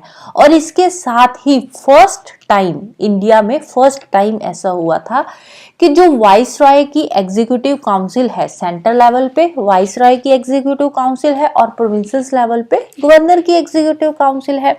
तो यहाँ पे जो एग्जीक्यूटिव काउंसिल है वहां पे भी जो इंडियंस है उनकी एंट्री अलाउ कर दी गई। तो फर्स्ट टाइम इंडियंस की एंट्री एग्जीक्यूटिव काउंसिल में, वाइस रॉय की या गवर्नर की एग्जीक्यूटिव काउंसिल में एंट्री कब अलाउ करी गई थी? 1909 के एक्ट के थ्रू, राइट। तो यहाँ पे एग्जीक्यूटिव काउंसिल है। पहले जो नॉन ऑफिशियल मेंबर थे वो लेजिस्लेटिव काउंसिल के अंदर इलेक्ट किए गए थे, राइट, या नॉमिनेट किए गए थे, लेकिन यहाँ पे एग्जीक्यूटिव काउंसिल है, लेजिस्लेटिव नहीं है, ये एग्जीक्यूटिव काउंसिल है, कंफ्यूज नहीं होना है यहाँ पे। तो एग्जीक्यूटिव काउंसिल में यहाँ पे जो इंडियंस की एंट्री अलाउ कर दी गई, और जो पहले इंडियंस एग्जीक्यूटिव काउंसिल को जिन्होंने ज्वाइन किया था वो बने थे सत्येंद्र प्रसाद सिन्हा। और ये जो सत्येंद्र प्रसाद सिन्हा थे ये लॉ मेंबर अपॉइंट हुए थे उस टाइम पे वाइस रॉय की एग्जीक्यूटिव काउंसिल के अंदर, right. Fifth most important point है, अच्छे से याद रखना है, यहाँ पे कम्युनल रिप्रेजेंटेशन का जो सिस्टम था वो इंट्रोड्यूस किया गया था मुस्लिम्स के लिए, राइट। अब यहाँ पे मुस्लिम्स की डिमांड थी सेपरेट इलेक्टोरेट की, तो उनकी जो सेपरेट इलेक्टोरेट की डिमांड थी उसको एक्सेप्ट करते हुए कम्युनल रिप्रेजेंटेशन का सिस्टम यहाँ पे इंट्रोड्यूस किया गया। अब ये सेपरेट इलेक्टोरेट या कम्युनल रिप्रेजेंटेशन क्या है? इसका मतलब है कि जो मुस्लिम मेंबर्स है, मुस्लिम मेंबर्स को इलेक्ट करने के लिए जो वोटिंग होगी वो कौन देंगे? मुस्लिम्स ही वहां पे वोट देंगे। तो मुस्लिम मेंबर्स के लिए मुस्लिम वोटर्स ही उनको इलेक्ट करेंगे, राइट। तो इसमें कोई और हिंदू मेंबर आकर या कोई और किसी कास्ट का मेंबर आकर यहाँ पे वोट नहीं दे सकता। तो मुस्लिम मेंबर्स को मुस्लिम वोटर्स के द्वारा ही इलेक्ट किया जाएगा यहाँ पे, राइट। तो इस एक्ट के थ्रू, जो 1909 का एक्ट था, इस एक्ट के थ्रू जो कम्युनलिज्म था उसको एक तरह से लीगलाइज कर दिया गया, राइट। यहाँ पे कम्युनलिज्म को लीगलाइज किया गया। और इसीलिए बाद में जो लॉर्ड मिंटो थे, यहाँ पे जो लॉर्ड मिंटो थे, इनको फादर ऑफ कम्युनल इलेक्टोरेट भी कह लो, जो फादर ऑफ कम्युनल इलेक्टोरेट के नाम से भी जानने लगे, राइट। इसके साथ ही जो प्रेसिडेंसी कॉरपोरेशंस हैं या चैम्बर ऑफ कॉमर्स था, यूनिवर्सिटीज, जमींदार्स, इनके लिए भी सेपरेट रिप्रेजेंटेशन का जो प्रोविजन था वो ऐड किया गया था, राइट। एक्ट 1919 से शुरू करते हैं। अब हमने जो क्राउन रूल शुरू करा था वो करा था गवर्नमेंट ऑफ इंडिया एक्ट 1858 से। उसके बाद हमने डिस्कस किया काउंसिल एक्ट 1861 का, जिसमें हमने देखा कि जो ब्रिटिश गवर्नमेंट है उन्होंने अब यहाँ पे क्या डिक्लेयर करा था 61 के अंदर, 1857 के बाद जो रिवोल्ट हुआ था 57 का, उसके बाद जो ब्रिटिशर्स थे उनको ये फील हुआ कि अब जो इंडियंस है उनको हमें अपने लॉ मेकिंग प्रोसेस के साथ एसोसिएट करना होगा। तो यहाँ पे क्या होता है, जो इंडियन काउंसिल एक्ट 1861 का आया था, तो वहाँ पे जो ब्रिटिशर्स थे उन्होंने जो इंडियंस है उनको एंट्री दी लेजिस्लेटिव काउंसिल में, राइट। तो 61 के एक्ट में जो इंडियंस थे वो लेजिस्लेटिव काउंसिल में एंटर हुए। फिर धीरे धीरे इंडियंस की पार्टिसिपेशन और बढ़ती गई। लेजिस्लेटिव काउंसिल के बाद जो वाइस रॉय की एग्जीक्यूटिव काउंसिल थी, तो एग्जीक्यूटिव काउंसिल में भी जो इंडियंस थे उनको अब एंट्री मिल गई थी, राइट। तो पहले जो मेंबर बने थे एग्जीक्यूटिव काउंसिल के वो थे सत्येंद्र प्रसाद सिन्हा जी, वो पहले लॉ मेंबर बने थे एग्जीक्यूटिव काउंसिल के। तो यहाँ तक हमने पढ़ा था इंडियंस की एंट्री के बारे में।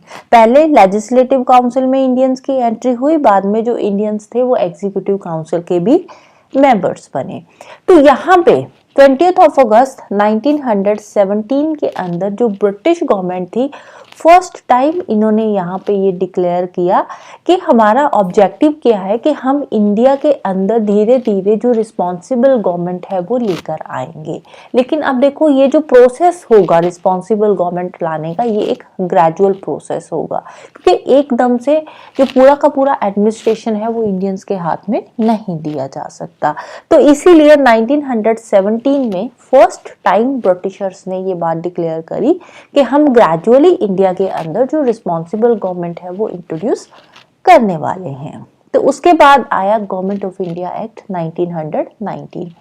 अब इस एक्ट के अंदर जो भी प्रोविजंस थे उनको फोर्स में कब लाया गया था? 1921 में।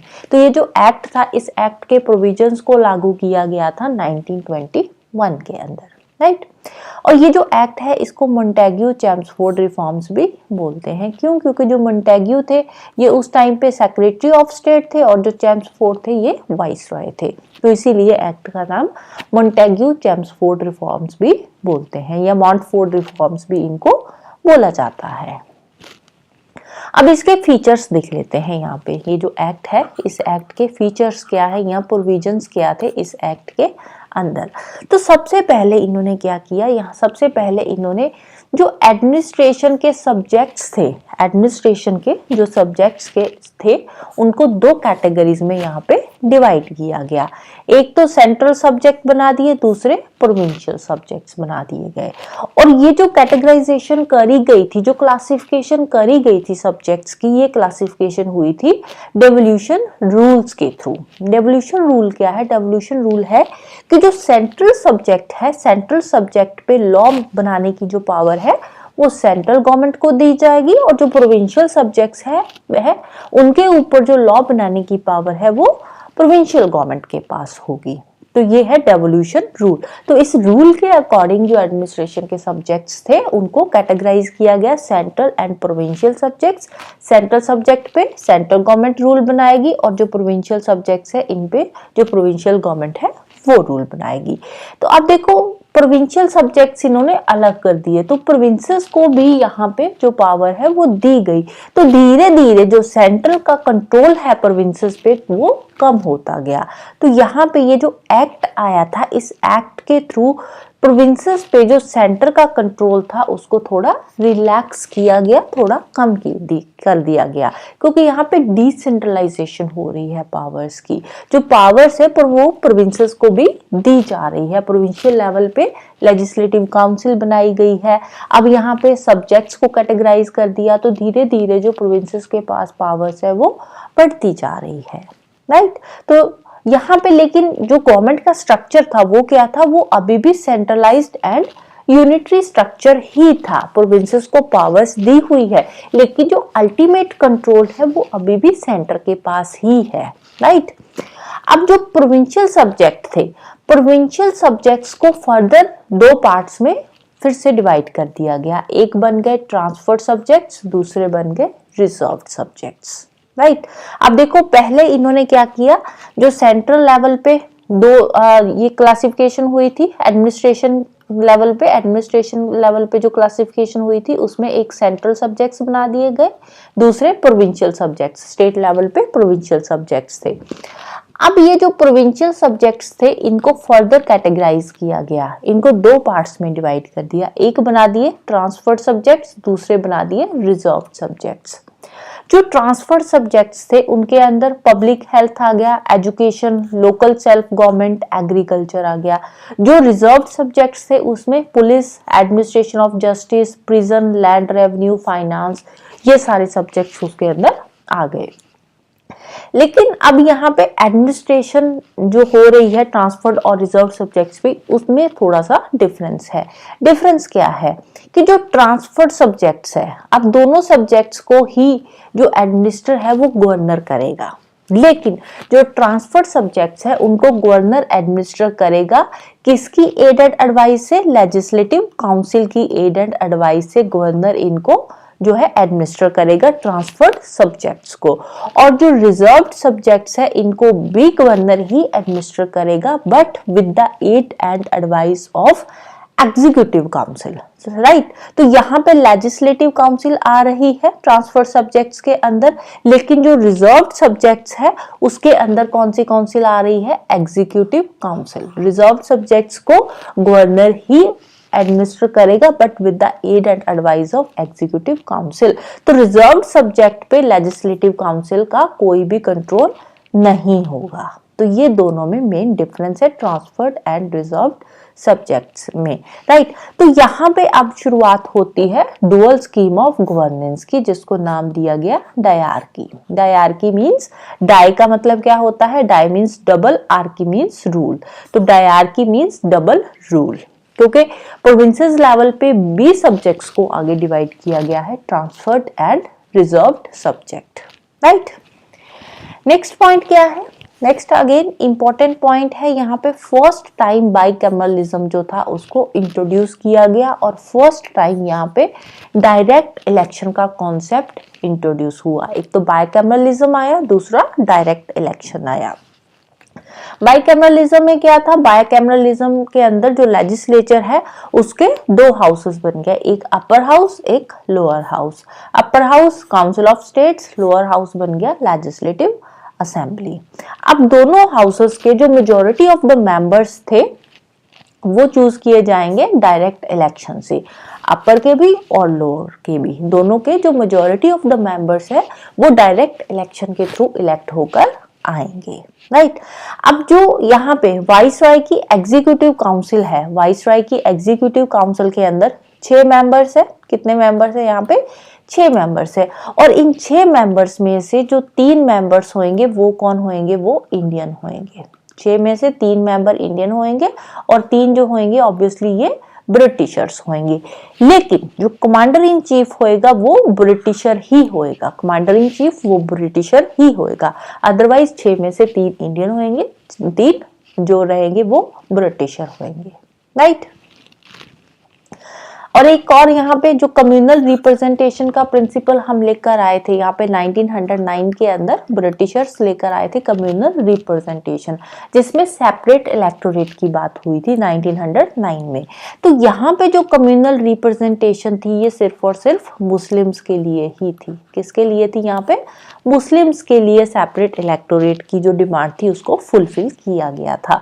लेकिन जो 1919 का एक्ट आया, 1919 में ये जो कम्युनल रिप्रेजेंटेशन या सेपरेट इलेक्टोरेट का जो प्रोविजन था इसको एक्सटेंड कर दिया गया। तो यहाँ पे जो सेपरेट इलेक्टोरेट है वो मुस्लिम्स के साथ साथ सिख्स के लिए भी होगा, इंडियन क्रिश्चियंस के लिए भी होगा, एंग्लो इंडियंस और यूरोपियंस के लिए भी होगा। तो अब जो सेपरेट इलेक्टोरेट है वो किस किस के लिए है, Muslims, Sikhs, Indian Christians, Anglo Indians और यूरोपियंस के लिए होगा। मींस कि जो इन कम्युनिटीज के जितने भी लोग हैं वो अपने जो अलग से इलेक्टोरेट के लिए सेपरेट जो वोटर्स हैं वही रहेंगे। जैसे सिक्स की बात कर ले तो सिक्स जो रिप्रेजेंटेटिव होंगे तो उनको वोट कौन देंगे, सिक्स ही उनको वोट देकर इलेक्ट करेंगे। तो ये था सेपरेट इलेक्टोरेट का कॉन्सेप्ट। यहाँ पे फ्रेंचाइजी ग्रांट करी गई but limited number of people को ही ये जो फ्रेंचाइजी थी ये ग्रांट करी गई थी। फ्रेंचाइजी क्या होती है, फ्रेंचाइजी का मतलब होता है right to vote. Franchise means right to vote. अगर हम पॉलिटी के पर्सपेक्टिव से देखें तो फ्रेंचाइजी का मतलब होता है राइट टू वोट। लेकिन यहाँ पे जो राइट टू वोट दिया गया था ये लिमिटेड नंबर ऑफ पीपल को ही दिया गया था। किस बेसिस पे ये फ्रेंचाइजी ग्रांट करी गई थी, on the basis of property, tax और अदर क्वालिफिकेशंस, राइट। और यहाँ पे लंदन के अंदर इंडिया के लिए एक नया ऑफिस बनाया गया हाई कमिश्नर के लिए, और ये जो हाई कमिश्नर है ये लंदन में इंडिया को रिप्रेजेंट करेगा। और यहाँ पे जो सेक्रेटरी ऑफ स्टेट है, सेक्रेटरी ऑफ स्टेट की कुछ पावर्स जो थी वो इस हाई कमिश्नर को ट्रांसफर कर दी गई, राइट। तो इंडिया की तरफ से हाई कमिश्नर का एक ऑफिस लंदन में बनाया गया और ये जो हाई कमिश्नर है ये वहाँ पे इंडियंस को रिप्रेजेंट करेगा, और सेक्रेटरी ऑफ स्टेट की कुछ जो पावर्स थी वो इस हाई कमिश्नर को ट्रांसफर कर दी गई थी, राइट।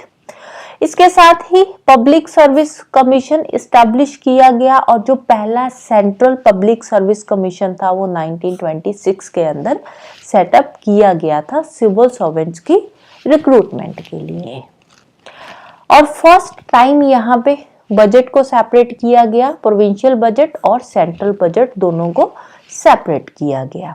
अब जो प्रोविंशियल लेजिस्लेचर है उसको अथॉरिटी दी गई प्रोविंशियल बजट से रिलेटेड डिस्कशन करने की, राइट। और ये जो 1919 का एक्ट आया था, 1919 का जो एक्ट था, अब जो ब्रिटिशर्स थे उन्होंने बोला कि ये जो 1919 का एक्ट है ये 10 साल तक इसके अंडर जो भी है काम किए जाएंगे और 10 साल के बाद ये जो एक्ट है इसको फिर से रिव्यू किया जाएगा। तो इस एक्ट को दोबारा से रिव्यू करने के लिए एक स्टैट्यूटरी कमीशन अपॉइंट किया गया, इस एक्ट को दोबारा से इंक्वायर करने के लिए कि ये प्रॉपर्ली काम कर रहा है नहीं कर रहा। तो उस पे एक रिपोर्ट बनाई जाएगी 10 साल के बाद। और रिपोर्ट कौन बनाएगा? ये जो स्टैट्यूटरी कमीशन यहाँ पे अपॉइंट किया गया था, राइट। और इसके साथ ही चैम्बर ऑफ प्रिंसेस को इस्टेब्लिश किया गया। यहाँ पे प्रपोजल आया था 1919 का जो एक्ट था, यहाँ पे प्रपोज किया गया था कि एक चैम्बर ऑफ प्रिंसेस बनाया जाएगा जिसको नरेंद्र मंडल भी बोलते हैं। अब ये जो 1919 का एक्ट था इसके प्रोविजंस का फोर्स में आए थे 1921 में। तो ये जो चैम्बर ऑफ प्रिंस था ये 1921 में इसको इनॉग्रेट किया गया था, चैम्बर ऑफ प्रिंस को। अब ये जो चैम्बर ऑफ प्रिंस था इसका हेड कौन था? इसका हेड कौन था? इसका हेड था वाइसरॉय। तो उस टाइम पे जो वाइसरॉय था वो इस चैम्बर ऑफ प्रिंसेस का हेड था, राइट। और ये जो चैम्बर ऑफ प्रिंसेस है इसके अंदर टोटल कितने मेंबर्स हैं? 120 मेंबर्स होंगे चैम्बर ऑफ प्रिंसेस के अंदर, 120 मेंबर्स थे। और out of these 120 members 108 princess थे स्टेट्स के और 12 रिप्रेजेंटेटिव थे अदर स्टेट्स के। अब ये जो चैम्बर ऑफ प्रिंस बनाया गया था इसका काम क्या था? इसका काम था कि जो कॉमन मैटर्स है उन पे डिस्कशन करना और कंसल्टेशन करना, ये इस चैम्बर ऑफ प्रिंस का काम था, राइट। अब हम चलते हैं 10th पॉइंट पे फिर से। 10th पॉइंट पे हमने क्या देखा कि जो 1919 का एक्ट है इस एक्ट को रिव्यू किया जाएगा आफ्टर 10 इयर्स। तो प्रॉपर्ली देखा जाएगा कि एक्ट काम कर रहा है नहीं कर रहा, तो उस पे एक रिपोर्ट तैयार करेगा स्टैट्यूटरी कमीशन। अब ये इस एक्ट के अकॉर्डिंग 10 साल के बाद 1929 में ये कमीशन आना चाहिए था, लेकिन ये जो कमीशन आया था ये 2 साल पहले ही नवंबर 27 में आ गया था। नवंबर 1927 में ये कमीशन आया था इस एक्ट को रिव्यू करने के लिए और इस कमीशन का नाम था साइमन कमीशन। और ये जो साइमन कमीशन था इसके हेड थे जॉन साइमन। जॉन साइमन इसके हेड थे, तो इसीलिए इसका नाम पड़ा साइमन कमीशन। अब ये जो साइमन कमीशन था इसमें टोटल 7 मेंबर्स थे और ये जो 7 मेंबर्स थे सातों के सातों ही वाइट मेंबर्स थे, ब्रिटिशर्स थे, कोई भी इंडियन नहीं था। तो इसीलिए इंडियंस ने साइमन कमीशन को बॉयकॉट किया था। अब ये जो साइमन कमीशन आया 1927 के अंदर, इसने अपनी रिपोर्ट सबमिट करी थी 1930 में। तो ये जो रिपोर्ट इसकी आई थी इसके अकॉर्डिंग कुछ जो प्रोविजंस थे उनको अबॉलिश किया गया, कुछ जो प्रोविजंस थे उनको एज इट इज यहाँ पे रखा गया। तो इसकी रिकमेंडेशन क्या थी? जो रिपोर्ट आई थी 1930 के अंदर, तो इस कमीशन ने रिकमेंड करा कि जो डायआर्की का कॉन्सेप्ट आप लेकर आए हो ना इसको खत्म कर दो। तो डायआर्की को यहाँ पे अबॉलिश कर दिया गया और इसके साथ ही जो रिस्पॉन्सिबल गवर्नमेंट की बात करी गई थी कि प्रोविंसेस के अंदर जो रिस्पॉन्सिबल गवर्नमेंट है उसको एक्सटेंड किया जाएगा और federation of British India and princely state को इन्होंने एस्टैब्लिश करने के लिए बोला। और जो कम्युनल इलेक्टोरेट का कॉन्सेप्ट चल रहा है तो उसको आगे एज इट इज कंटिन्यू किया जाएगा। तो कुछ प्रोविजंस थे, मोस्टली जो प्रोविजंस थे उनको कंटिन्यू करने के लिए ही बोला गया था। डायआर्की जो था इसको अबॉलिश कर दिया गया था according to this report, right. अब जो इसके प्रपोजल्स आए थे, जो कमीशन के प्रपोजल्स आए थे, तो इन्हीं के बेसिस पे जो ब्रिटिश गवर्नमेंट थी उसके बाद इन्होंने 3 राउंड टेबल कॉन्फ्रेंसेस भी करवाई थी, राइट। तो ये जो कॉन्फ्रेंसेस हुई थी इसमें ब्रिटिश गवर्नमेंट के रिप्रेजेंटेटिव थे, ब्रिटिश इंडिया था और इंडियन प्रिंसली स्टेट्स थे, जिनके बीच में ये 3 राउंड टेबल कॉन्फ्रेंसेस बाद में हुई थी। साइमन कमीशन के बाद आता है कम्युनल अवार्ड। कम्युनल अवार्ड आया था अगस्त 1937 में, अगस्त 1932 के अंदर। अगस्त 1932 के अंदर जो ब्रिटिश प्राइम मिनिस्टर थे नाम था रामसे मैकडोनाल्ड। तो ये जो ब्रिटिश प्राइम मिनिस्टर थे ये एक स्कीम लेकर आए थे माइनॉरिटीज के लिए, माइनॉरिटीज की रिप्रेजेंटेशन के लिए ये एक स्कीम लेकर आए थे। उस स्कीम का नाम था कम्युनल अवार्ड। स्कीम क्या थी? अब यहाँ पे इन्होंने बोला कि जो सेपरेट इलेक्टोरेट है, पहले तो Muslim, Sikh, Indian Christian, Anglo Indians और यूरोपियंस के लिए ही था। अब इन्होंने यहाँ पे बोला कि जो सेपरेट इलेक्टोरेट है ये सिर्फ Muslim, Sikh, Indian Christian, Anglo Indian या यूरोपियंस के लिए नहीं होगा, इनको डिप्रेस्ड क्लासेस के लिए भी एक्सटेंड किया जाएगा। डिप्रेस्ड क्लासेस में शेड्यूल कास्ट आ जाती है, तो शेड्यूल कास्ट वालों के लिए भी ये सेपरेट इलेक्टोरेट का कॉन्सेप्ट लेकर आए थे। लेकिन इस बात को लेकर जो गांधी जी थे वो अग्री नहीं करे। तो गांधी जी ने कम्युनल जो अवार्ड था या कम्युनल रिप्रेजेंटेशन का जो प्रिंसिपल ये लेकर आए थे, तो उससे रिलेटेड इन्होंने फास्ट अनटू डेथ जो था इसको स्टार्ट करा। तो उस टाइम पे जो गांधी जी थे ये येरावाड़ा जेल में थे पूना के अंदर, तो उसी वहीं से जेल के अंदर से ही इन्होंने ये जो फास्ट था इसको शुरू किया था, इस अवार्ड में मॉडिफिकेशंस करने के लिए, कम्युनल अवार्ड के अंदर बेसिकली। तो फाइनली जो इन्होंने फास्ट रखा था वो सक्सेसफुल रहा। तो उसके बाद एट लास्ट इनके बीच में एक एग्रीमेंट साइन हुआ। किनके बीच में? Congress and Doctor B R. Ambedkar ji के बीच में एक एग्रीमेंट साइन हुआ। तो ये जो एग्रीमेंट था, इस एग्रीमेंट को बोलते हैं पूना पैक्ट। अब बी.आर. अम्बेडकर जो थे ये डिप्रेस्ड क्लासेस के लीडर थे, उनको रिप्रेजेंट कर रहे थे। तो इनके बीच में एक एग्रीमेंट साइन हुआ, उस एग्रीमेंट का नाम था पूना पैक्ट। तो एग्रीमेंट के अंदर क्या था कि जो डिप्रेस्ड क्लासेस है, डिप्रेस्ड क्लासेस के लिए आप सेपरेट इलेक्टोरेट नहीं रखोगे, बल्कि जो डिप्रेस्ड क्लासेस है इनकी सीट्स रिजर्व करी जाएगी, राइट। तो यहाँ पे डिप्रेस्ड क्लासेस की सीट्स को रिजर्व किया जाएगा, ना कि उनके लिए सेपरेट इलेक्टोरेट होगा। तो ये था पूना पैक्ट। तो फाइनली जो ब्रिटिश गवर्नमेंट थी उन्होंने भी पूना पैक्ट को एक्सेप्ट कर लिया और जो कम्युनल अवार्ड था उसको मॉडिफाई कर दिया। मॉडिफाई करके क्या किया था? वही था कि जो शेड्यूल कास्ट या डिप्रेस्ड क्लासेस है उनकी जो सीट्स है वो रिजर्व करी जाएगी। तो यहाँ पे जो भी ये कम्युनल अवार्ड के अंदर जो प्रोविजंस थे, इनको बाद में जो 1935 का एक्ट था, जो पूना पैक्ट है, इस पूना पैक्ट को 1935 के एक्ट में भी इंक्लूड किया गया। बाद में जो 1935 का एक्ट आया था, गवर्नमेंट ऑफ इंडिया एक्ट 1935, तो कम्युनल अवार्ड को मॉडिफाई किया गया पूना पैक्ट के अकॉर्डिंग। तो पूना पैक्ट के अकॉर्डिंग क्या मॉडिफिकेशंस हुई? यहाँ पे provision of separate electorate for the depressed classes were dropped. तो डिप्रेस्ड क्लासेस के लिए जो सेपरेट इलेक्टोरेट की डिमांड थी, जो भी था, इन्होंने जो प्रोविजन लेकर आए थे उसको इन्होंने ड्रॉप कर दिया और इसके साथ साथ उनकी जो सीट्स थी वो रिजर्व कर दी, राइट। तो लास्ट पॉइंट यही है कि जो पूना पैक्ट के प्रोविजंस थे, बाद में इनको जो next government of India act 1935 आया था उसमें इनको इनकॉर्पोरेट किया गया, राइट। तो लास्ट हमने करा था गवर्नमेंट ऑफ इंडिया एक्ट 1919। इस एक्ट के शुरुआत में हमने पढ़ा था कि जो ब्रिटिशर्स है उन्होंने प्रॉमिस करा था कि हम धीरे धीरे इंडिया के अंदर एक रिस्पॉन्सिबल गवर्नमेंट लेकर आएंगे। तो ग्रेजुअली रिस्पॉन्सिबल गवर्नमेंट हम इंडिया में सेटअप करेंगे। तो ये जो एक्ट था 1935 का, ये ब्रिटिशर्स का सेकेंड माइलस्टोन था towards a completely responsible government in India. तो ये जो एक्ट था ये एक लेंथी और डिटेल्ड डॉक्यूमेंट था जिसके अंदर 321 सेक्शंस थे और 10 शेड्यूल्स थे। और इस एक्ट में से हमारा जो प्रेजेंट कॉन्स्टिट्यूशन है उसमें हमने बहुत सारे प्रोविजंस जो है वो एज इट इज उठाए हुए हैं। इसीलिए जो 1935 का एक्ट है, इस एक्ट को मिनी कॉन्स्टिट्यूशन भी बोला जाता है, राइट, मिनी कॉन्स्टिट्यूशन, क्योंकि बहुत सारे प्रोविजंस ऐसे हैं जो हमने 1935 एक्ट से बोरो किए हुए हैं। तो अब इसके मेन फीचर्स देख लेते हैं, क्या फीचर्स है। सबसे पहले ब्रिटिशर्स का जो ये 1935 का एक्ट ये लेकर आए थे, इसमें इन्होंने बोला कि हम एक ऑल इंडिया फेडरेशन इस्टेब्लिश करेंगे। ऑल इंडिया फेडरेशन के अंदर जो है प्रोविंसेस होंगे और प्रिंसली स्टेट्स जो है, इन दोनों को एज अ यूनिट जो है बनाया जाएगा। सेंट्रल लेवल पे एक फेडरेशन होगी, फेडरल सिस्टम चलेगा, और साथ ही साथ जो प्रोविंसेस और प्रिंसली स्टेट्स है वो एज ए यूनिट काम करेगी, राइट।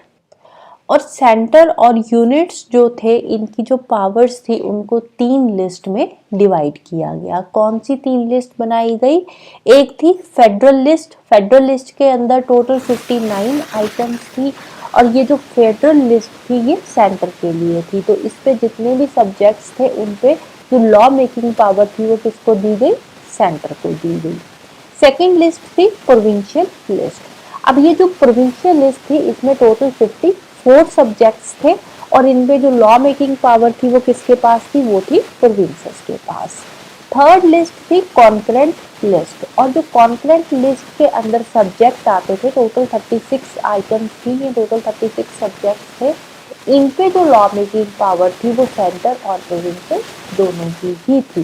सेंटर भी इस पे लॉ बना सकता था इन सब्जेक्ट के ऊपर, और जो प्रोविंशियल थे वो भी लॉ बना सकते थे।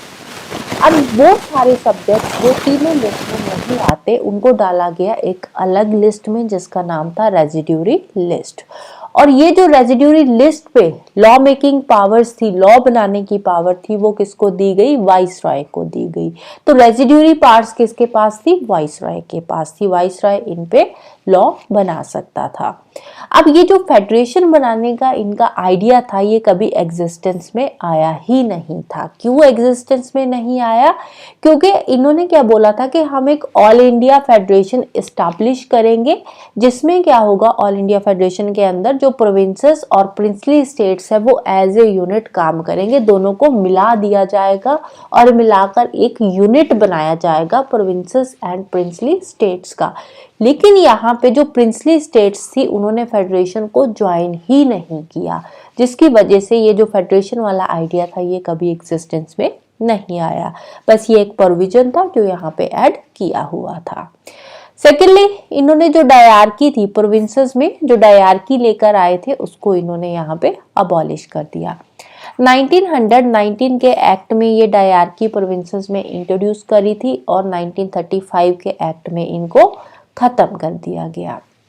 डायरकी में क्या था कि जो प्रोविंशियल सब्जेक्ट्स है उनको आगे 2 पार्ट्स में डिवाइड करा था प्रोविंशियल सब्जेक्ट्स को। इसमें एक थे रिजर्व्ड सब्जेक्ट्स, दूसरे थे ट्रांसफर्ड सब्जेक्ट्स। तो ये जो डायरकी थी इसको यहाँ पे अबॉलिश कर दिया गया, और जो प्रोविंसेस थे उनको एक ऑटोनॉमस यूनिट बनाया गया एडमिनिस्ट्रेशन का, कि वो अपनी एडमिनिस्ट्रेशन को अपने हिसाब से अब प्रोविंसेस चला सकते हैं। राइट।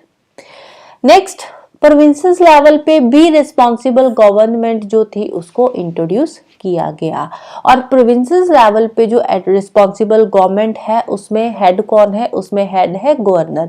तो गवर्नर यहाँ पे पूरा एडमिनिस्टर करेगा, गवर्नर देखेगा एडमिनिस्ट्रेशन को, और गवर्नर जो काम करेगा वो किसकी एड एंड एडवाइस से करेगा? With the advice of ministers. और ये जो मिनिस्टर्स है they are responsible to the provincial legislature, क्योंकि आगे हम देखेंगे इस एक्ट के अंदर ही कि प्रोविंसेस में भी बाइकैमरलिज्म यहाँ पे लाया गया था। अब ये जो रिस्पॉन्सिबल गवर्नमेंट का कॉन्सेप्ट था कि प्रोविंसेस में रिस्पॉन्सिबल गवर्नमेंट इंट्रोड्यूस करेंगे, ये इफेक्ट में आया था 1937 में। अब देखो, जब कोई एक्ट आता है तो उसमें प्रोविजंस लाए जाते हैं कि हम ये काम करेंगे, लेकिन वो जो एक्ट के प्रोविजंस होते हैं, जो फीचर्स होते हैं, वो बाद में धीरे धीरे इफेक्ट में आते हैं। जैसे हमने 1919 का एक्ट पढ़ा था तो वहां पे हमने देखा था कि इस एक्ट के जो फीचर्स है उनको 1921 में फोर्स में लाया गया था। तो सेम ये 1935 का एक्ट था, इसके जो फीचर्स हम पढ़ रहे हैं वो धीरे धीरे इफेक्ट में आए थे। तो ये वाला जो इसका फीचर था कि प्रोविंसेस में हम रिस्पॉन्सिबल गवर्नमेंट इंट्रोड्यूस करेंगे, ये इफेक्ट में 1937 में आया था, लेकिन 1939 में इसको डिसकंटिन्यू कर दिया गया था। तो 1937 से 39 तक ही प्रोविंसेस में जो रिस्पॉन्सिबल गवर्नमेंट थी वो आई थी। अब यहाँ पे प्रोविंसेस लेवल पे तो डायरकी जो थी उसको अबॉलिश कर दिया गया, लेकिन सेंट्रल लेवल पे जो डायरकी थी उसको अडॉप्ट किया गया। यहाँ पे जो फेडरल सब्जेक्ट्स थे उनको 2 पार्ट्स में डिवाइड किया गया, एक थे रिजर्व्ड सब्जेक्ट्स, दूसरे बना दिए ट्रांसफर्ड सब्जेक्ट्स। अगेन ये जो प्रोविजंस था ये भी कभी ऑपरेशन में आया ही नहीं। यहाँ पे इन्होंने प्रोविजन दिया था कि हम सेंट्रल लेवल पर डायरकी इंट्रोड्यूस करेंगे, लेकिन एक्चुअल में बाद में ये प्रोविजन फोर्स में नहीं आया। नेक्स्ट है इट इंट्रोड्यूस्ड बाइकैमरलिज्म। यहाँ पे प्रोविंसेस में बाइकैमरलिज्म इंट्रोड्यूस किया गया था। 1919 का जो एक्ट था उसमें सेंटर लेवल पे जो बाइकैमरलिज्म था वो इंट्रोड्यूस किया गया था। यहाँ पे प्रोविंसेस लेवल पे बाइकैमरलिज्म आया था। तो उस टाइम पे टोटल 11 प्रोविंसेस थे। 11 में से 6 प्रोविंसेस के अंदर जो बाइकैमरलिज्म था वो लाया गया था। कौन कौन से थे इसमें आ जाता है Bengal, Bombay, Madras, Bihar, Assam and united province. यहाँ पे बाइकैमरलिज्म आया था। बाइकैमरलिज्म में क्या है, एक अपर हाउस होगा, एक लोअर हाउस होगा। Upper house legislative council and lower house legislative assembly. लेकिन यहाँ पे बाइकैमरलिज्म तो लेकर आए थे, लेकिन इसके साथ साथ बहुत सारी रिस्ट्रिक्शंस भी उन पे लगाई गई थी। राइट। डिप्रेस्ड क्लासेस के लिए यहाँ पे सीट्स रिजर्व करी गई थी। Depressed classes means schedule caste के लिए, तो शेड्यूल कास्ट के लिए यहाँ पे सीट्स जो थी रिजर्व करी गई थी। राइट। और इसके साथ ही जो स्पेशल रिप्रेजेंटेशन थी वो विमेन और लेबरर्स या वर्कर्स के लिए भी लाई गई थी। काउंसिल ऑफ इंडिया को यहाँ पे अबॉलिश कर दिया गया जब गवर्नमेंट ऑफ इंडिया एक्ट 1858 आया था। 1858 में जो डेजिग्नेशन चेंज करी गई थी और वाइसराय गवर्नर जनरल से वाइसराय बना दिया गया था और वाइसराय को असिस्ट करने के लिए बनाई गई थी काउंसिल ऑफ इंडिया। और ये जो काउंसिल ऑफ इंडिया 1858 के अंदर एग्जिस्टेंस में आई थी, इसको 1935 के एक्ट के थ्रू अबॉलिश कर दिया गया। और अब जो सेक्रेटरी ऑफ स्टेट है, अब वहां पे वाइसराय था, वाइसराय के नीचे आता था secretary of state. Right. Viceroy का ऑफिस था, वाइसराय के नीचे सेक्रेटरी आता था और ये जो सेक्रेटरी था इसको असिस्ट करने के लिए ये काउंसिल ऑफ इंडिया बनाई गई थी। राइट। सॉरी, पहले मैंने वाइसराय बोल दिया था, तो सेक्रेटरी आएगा। ये जो सेक्रेटरी है इसको असिस्ट करने के लिए काउंसिल ऑफ इंडिया बनाई गई थी और इसको यहाँ पे अब अबॉलिश कर दिया गया था 1935 में। और अब सेक्रेटरी को असिस्ट करने के लिए बनाई गई थी टीम ऑफ एडवाइजर्स। अब ये जो सेक्रेटरी है इसको असिस्ट कौन करेगा, इसकी टीम ऑफ एडवाइजर से बनाई गई थी इसको एडवाइस देने के लिए। फ्रेंचाइजी यहाँ पे एक्सटेंड करी गई थी। 1919 का जो एक्ट था उसमें जो फ्रेंचाइजी थी वो बहुत ही लिमिटेड फ्रेंचाइजी थी। Franchise means right to vote, तो बहुत ही लिमिटेड था कि प्रॉपर्टी होनी चाहिए, टैक्स पेयर होना चाहिए, इस तरह से बहुत सारी लिमिटेशंस उस पर लगाई गई थी। लेकिन यहाँ पे फ्रेंचाइजी एक्सटेंड होने की वजह से अप्रॉक्सीमेटली 14% जो टोटल पॉपुलेशन थी उसको वोटिंग राइट्स मिल गए थे। आरबीआई एस्टैब्लिश हुआ इस एक्ट के थ्रू। आरबीआई का काम क्या था, करेंसी एंड क्रेडिट को कंट्रोल करना। इसके साथ साथ फेडरल पब्लिक सर्विस कमीशन तो था ही था। फेडरल पब्लिक सर्विस कमीशन के साथ साथ प्रोविंशियल पब्लिक सर्विस कमीशन और ज्वाइंट पब्लिक सर्विस कमीशन भी बनाया गया। फेडरल पब्लिक सर्विस कमीशन जो सेंट्रल लेवल पे सिविल सर्वेंट्स की रिक्रूटमेंट होती है उसके लिए, प्रोविंशियल जो प्रोविंसेस लेवल पे सिविल सर्वेंट्स की रिक्रूटमेंट होती है उनके लिए बनाया गया था। और ज्वाइंट पब्लिक सर्विस कमीशन था जो 2 या 2 से ज्यादा प्रोविंसेस के लिए जो सिविल सर्वेंट्स की रिक्रूटमेंट होती है उसके लिए ये बनाया गया था। राइट। इसके साथ साथ ही फेडरल कोर्ट भी इस्टेब्लिश करी गई थी 1937 के अंदर। राइट। बर्मा जो कि प्रेजेंट डे जिसको हम म्यांमार बोलते हैं, बर्मा को इंडिया से सेपरेट कर दिया गया। 2 नए प्रोविंस बनाए गए, एक ओडिशा और दूसरा था सिंध। माइनॉरिटी कम्युनिटीज के इंटरेस्ट जो है उनको प्रोटेक्ट करने के लिए, सेफ गार्ड के लिए कुछ प्रोविजंस यहाँ पे ऐड ऑन किए गए थे। फेडरल रेलवे अथॉरिटी इस्टेब्लिश करी गई थी रेलवेज की एडमिनिस्ट्रेशन को देखने के लिए। और साथ ही साथ एक ऑडिटर जनरल ऑफ इंडिया की भी अपॉइंटमेंट करी गई थी। ऑडिटर जनरल ऑफ इंडिया का काम क्या था, अकाउंट्स को ऑडिट करना, सेंट्रल लेवल पे भी और प्रोविंसेस लेवल पे भी।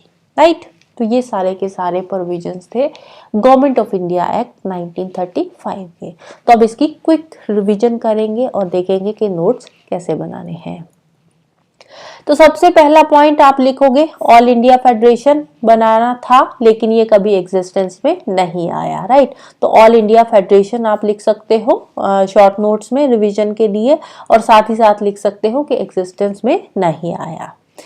सेकंड आप पॉइंट बनाओगे अबॉलिश डायरार्की इन प्रोविंसेस, और इसके साथ साथ यहीं पे आप दूसरा पॉइंट भी ऐड कर सकते हो कि सेंट्रल लेवल पे या फेडरल लेवल पे इन्होंने डायरार्की इंट्रोड्यूस करी थी। अगेन साथ में क्रॉस लगा देना कि वो भी कभी एग्जिस्टेंस में नहीं आई, ऑपरेशन में नहीं आई।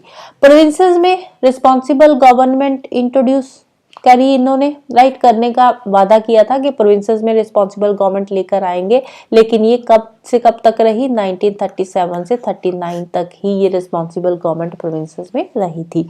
तो रिस्पॉन्सिबल गवर्नमेंट इन प्रोविंसेस आप इतना पॉइंट लिखोगे और साथ ये डेट लिख दोगे जो ईयर से 1937 to 39।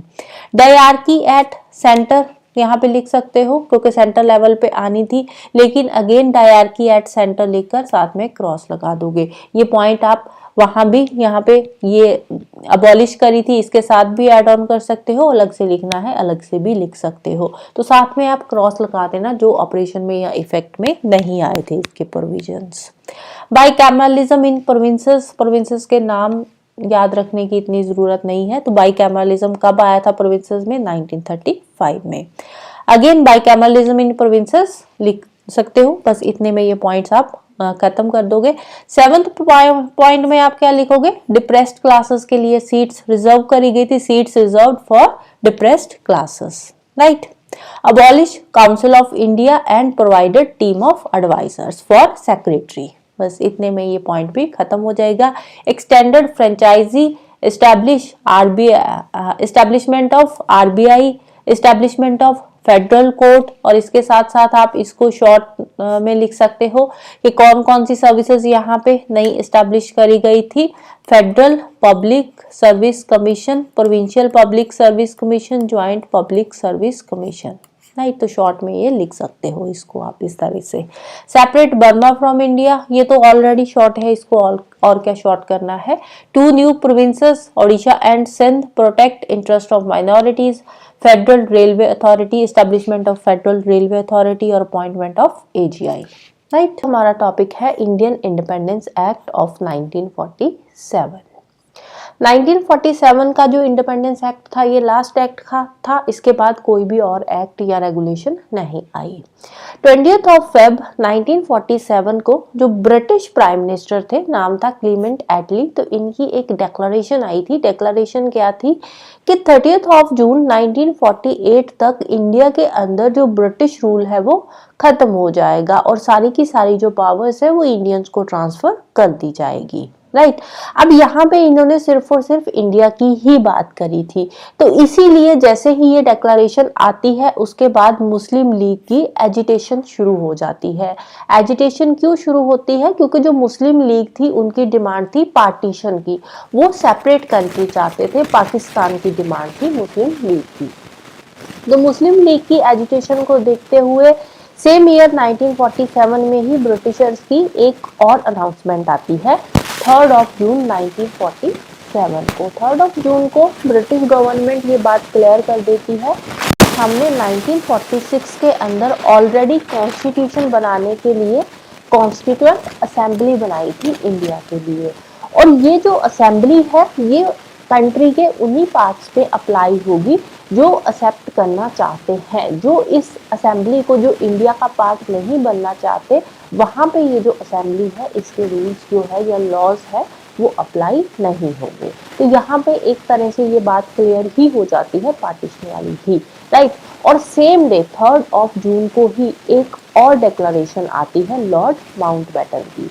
लॉर्ड माउंटबेटन जो थे वो इंडिया के वाइसरॉय थे, तो वो एक पार्टीशन प्लान भी लेकर आते हैं जिसका नाम था माउंटबेटन प्लान।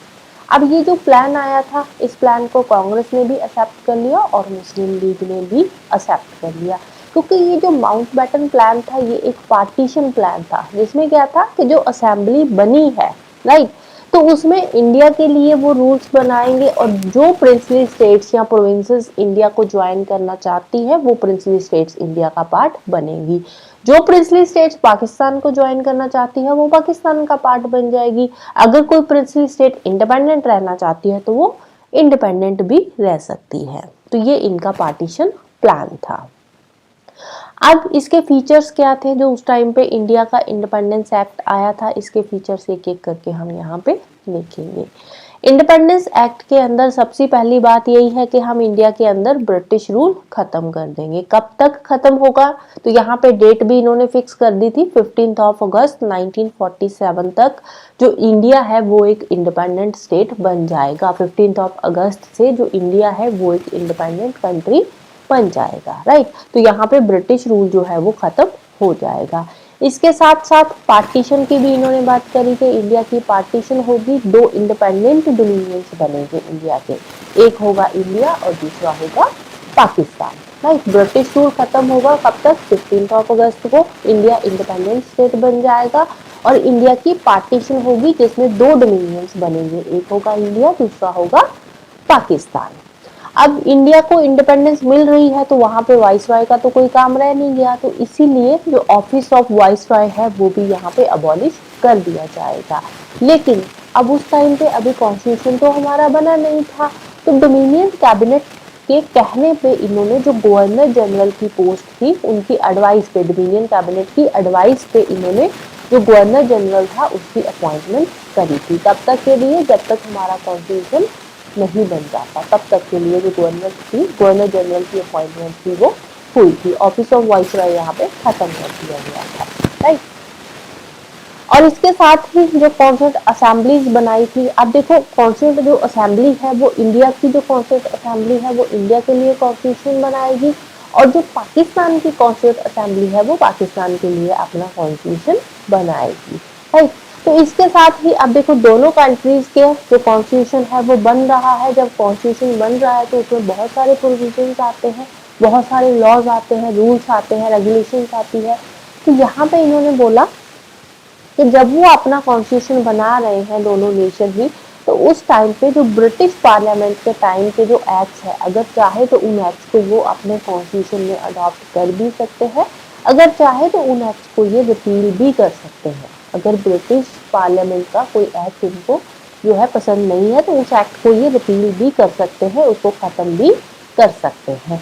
इवन के जो इंडिपेंडेंस एक्ट है इसके फीचर्स भी अपने कॉन्स्टिट्यूशन में ले भी सकते हैं और इसको रिपील भी कर सकते हैं, राइट। वो अपने अपने कॉन्स्टिट्यूशन में वो फीचर्स इनसे ले भी सकते हैं और रिपील भी कर सकते हैं जो इनके टाइम पे एक्ट्स बनाए हुए थे।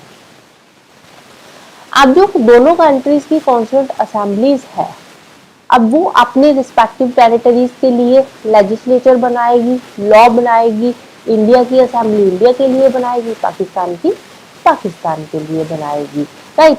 और ये जो असेंबलीज है ये तब तक लॉज और रूल्स रेगुलेशंस बनाएगी, एडमिनिस्ट्रेशन को देखेगी, जब तक इनका जो कॉन्स्टिट्यूशन है वो बनकर तैयार नहीं हो जाता और इन्फोर्स में नहीं आ जाता। क्योंकि देखो जब कॉन्स्टिट्यूशन बनकर तैयार होगा तो कॉन्स्टिट्यूशन के अकॉर्डिंग ही जो लेजिस्लेचर है या एग्जीक्यूटिव है वो काम करेगा, लेकिन जब तक कॉन्स्टिट्यूशन ही बनकर तैयार नहीं होता तो तब तक लेजिस्लेचर कैसे काम करेगा, तब तक लेजिस्लेचर काम करेगा कॉन्स्टिट्यूंट असेंबली के अकॉर्डिंग। कॉन्स्टिट्यूंट असेंबली जो है वो लॉ बनाएगी और उस लॉ के अकॉर्डिंग जो कंट्री है वो उसमें काम होगा, राइट। तो जैसे ही कॉन्स्टिट्यूशन बन जाएगा तो उसके बाद उसके अकॉर्डिंग वहाँ पे जो पूरा का पूरा एडमिनिस्ट्रेशन है, लेजिस्लेचर है वो काम करना शुरू कर देगा। अब 15 अगस्त 1947 के बाद ब्रिटिश पार्लियामेंट का कोई भी एक्ट इंडिया के अंदर पास नहीं हुआ। जो इंडियन इंडिपेंडेंस एक्ट था 1947 का, ये लास्ट ही एक्ट था, राइट। उसके बाद इंडिपेंडेंस मिल गई और हमने अपना कॉन्स्टिट्यूशन बनाया और कॉन्स्टिट्यूशन के अकॉर्डिंग दोनों कंट्रीज में काम शुरू हो गया। तो इसके बाद कोई भी ब्रिटिश पार्लियामेंट का एक्ट इंडिया में या पाकिस्तान में पास नहीं हुआ।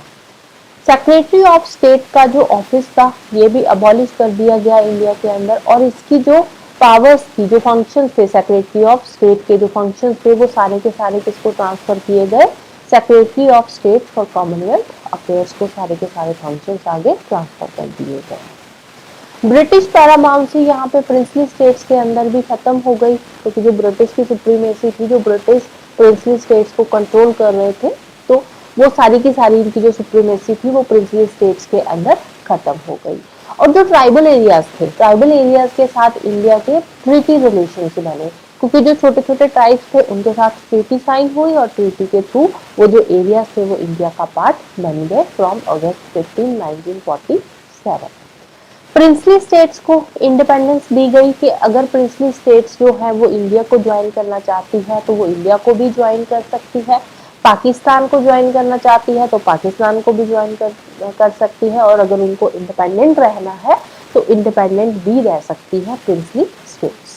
राइट, दोनों डोमिनियन की जो गवर्नेंस थी, अब पहले 47 से पहले, इंडिपेंडेंस के पहले की बात करें तो लास्ट जो एक्ट आया था इंडिपेंडेंस एक्ट 1947 से पहले, वो आया था government of India act 1935।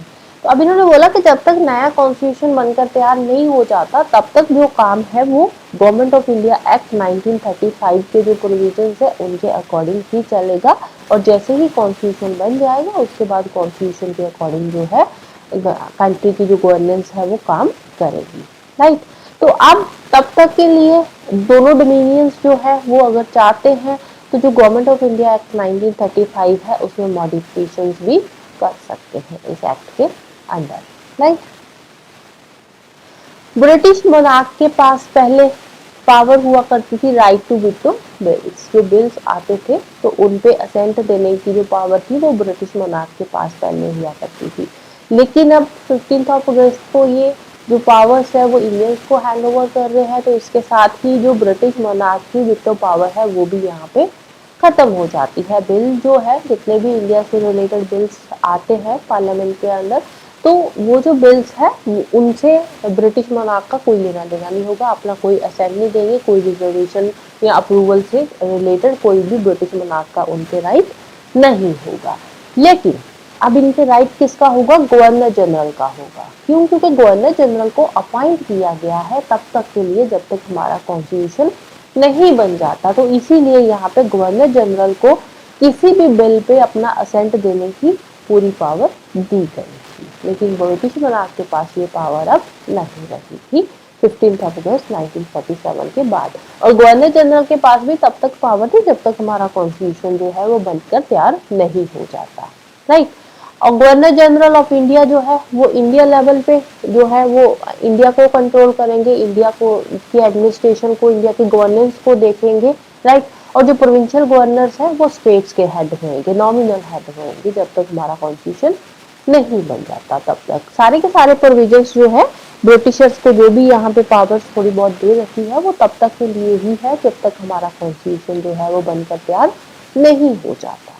Right, अब ये जो गवर्नर जनरल ऑफ इंडिया है या प्रोविंशियल गवर्नर्स है, ये किस अकॉर्डिंग एक्ट्स बनाएंगे? On the advice of the respective council of ministers. जो काउंसिल ऑफ मिनिस्टर है उनकी एडवाइस पे ही काम करेंगे।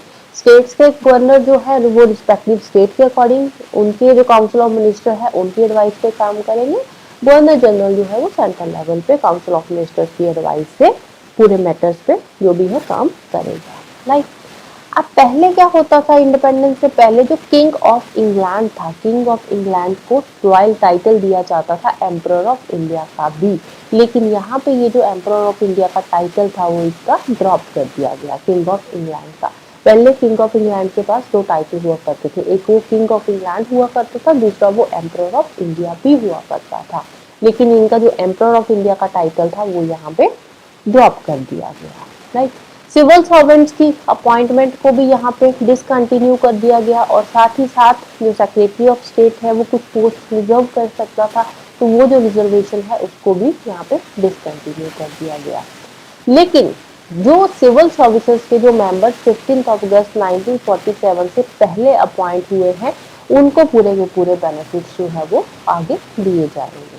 राइट, तो 15 अगस्त के बाद जो अपॉइंटमेंट थी सिविल सर्विसेज की उसको डिसकंटिन्यू कर दिया गया था। ऑलरेडी जो पहले मेंबर बन चुके हैं उन मेंबर्स को पूरे के पूरे जो भी बेनिफिट्स है वो दिए जाएंगे। राइट, 14 और 15 अगस्त 1947 की मिडनाइट को जो ब्रिटिश रूल है वो इंडिया में खत्म हो जाता है। जो पूरी की पूरी पावर्स है वो दोनों डोमिनियंस को दे दी जाती है, ट्रांसफर कर दी जाती है, डोमिनियन ऑफ इंडिया और डोमिनियन ऑफ पाकिस्तान। तो इंडिपेंडेंट स्टेट्स यहाँ पे बनती है। और इंडिपेंडेंट इंडिया के पहले जो गवर्नर जनरल थे वो थे Lord Mountbatten. Lord Mountbatten became the first governor general of new dominion of India. Again most important है ये, first governor general of independent India, Lord Mountbatten. और फर्स्ट प्राइम मिनिस्टर कौन थे इंडिपेंडेंट इंडिया के? पहले प्राइम मिनिस्टर थे हमारे Jawaharlal Nehru ji, right. Constituent assembly कब बनी थी? कॉन्स्टिट्यूंट असेंबली बनी थी 1946 में and became the parliament of the Indian dominion. बाद में कॉन्स्टिट्यूशन बना, फिर धीरे धीरे पार्लियामेंट एग्जिस्टेंस में आ गई, राइट। तो इसके साथ ही हमारा जो हिस्टोरिकल बैकग्राउंड वाला पार्ट है वो भी खत्म हो जाता है। नेक्स्ट हम माइंड मैप्स के थ्रू पूरा का पूरा चैप्टर रिवाइज करेंगे और साथ ही साथ यूपीएससी से रिलेटेड जो क्वेश्चंस यहाँ से हिस्टोरिकल बैकग्राउंड से पूछे गए हैं वो भी हम डिस्कस करेंगे, सो दैट आपको पता चल जाए कि यूपीएससी किस टाइप के क्वेश्चन है वो पूछती है, right. So that's all for today. Hope you like this video. Thank you, bye bye and have a nice day.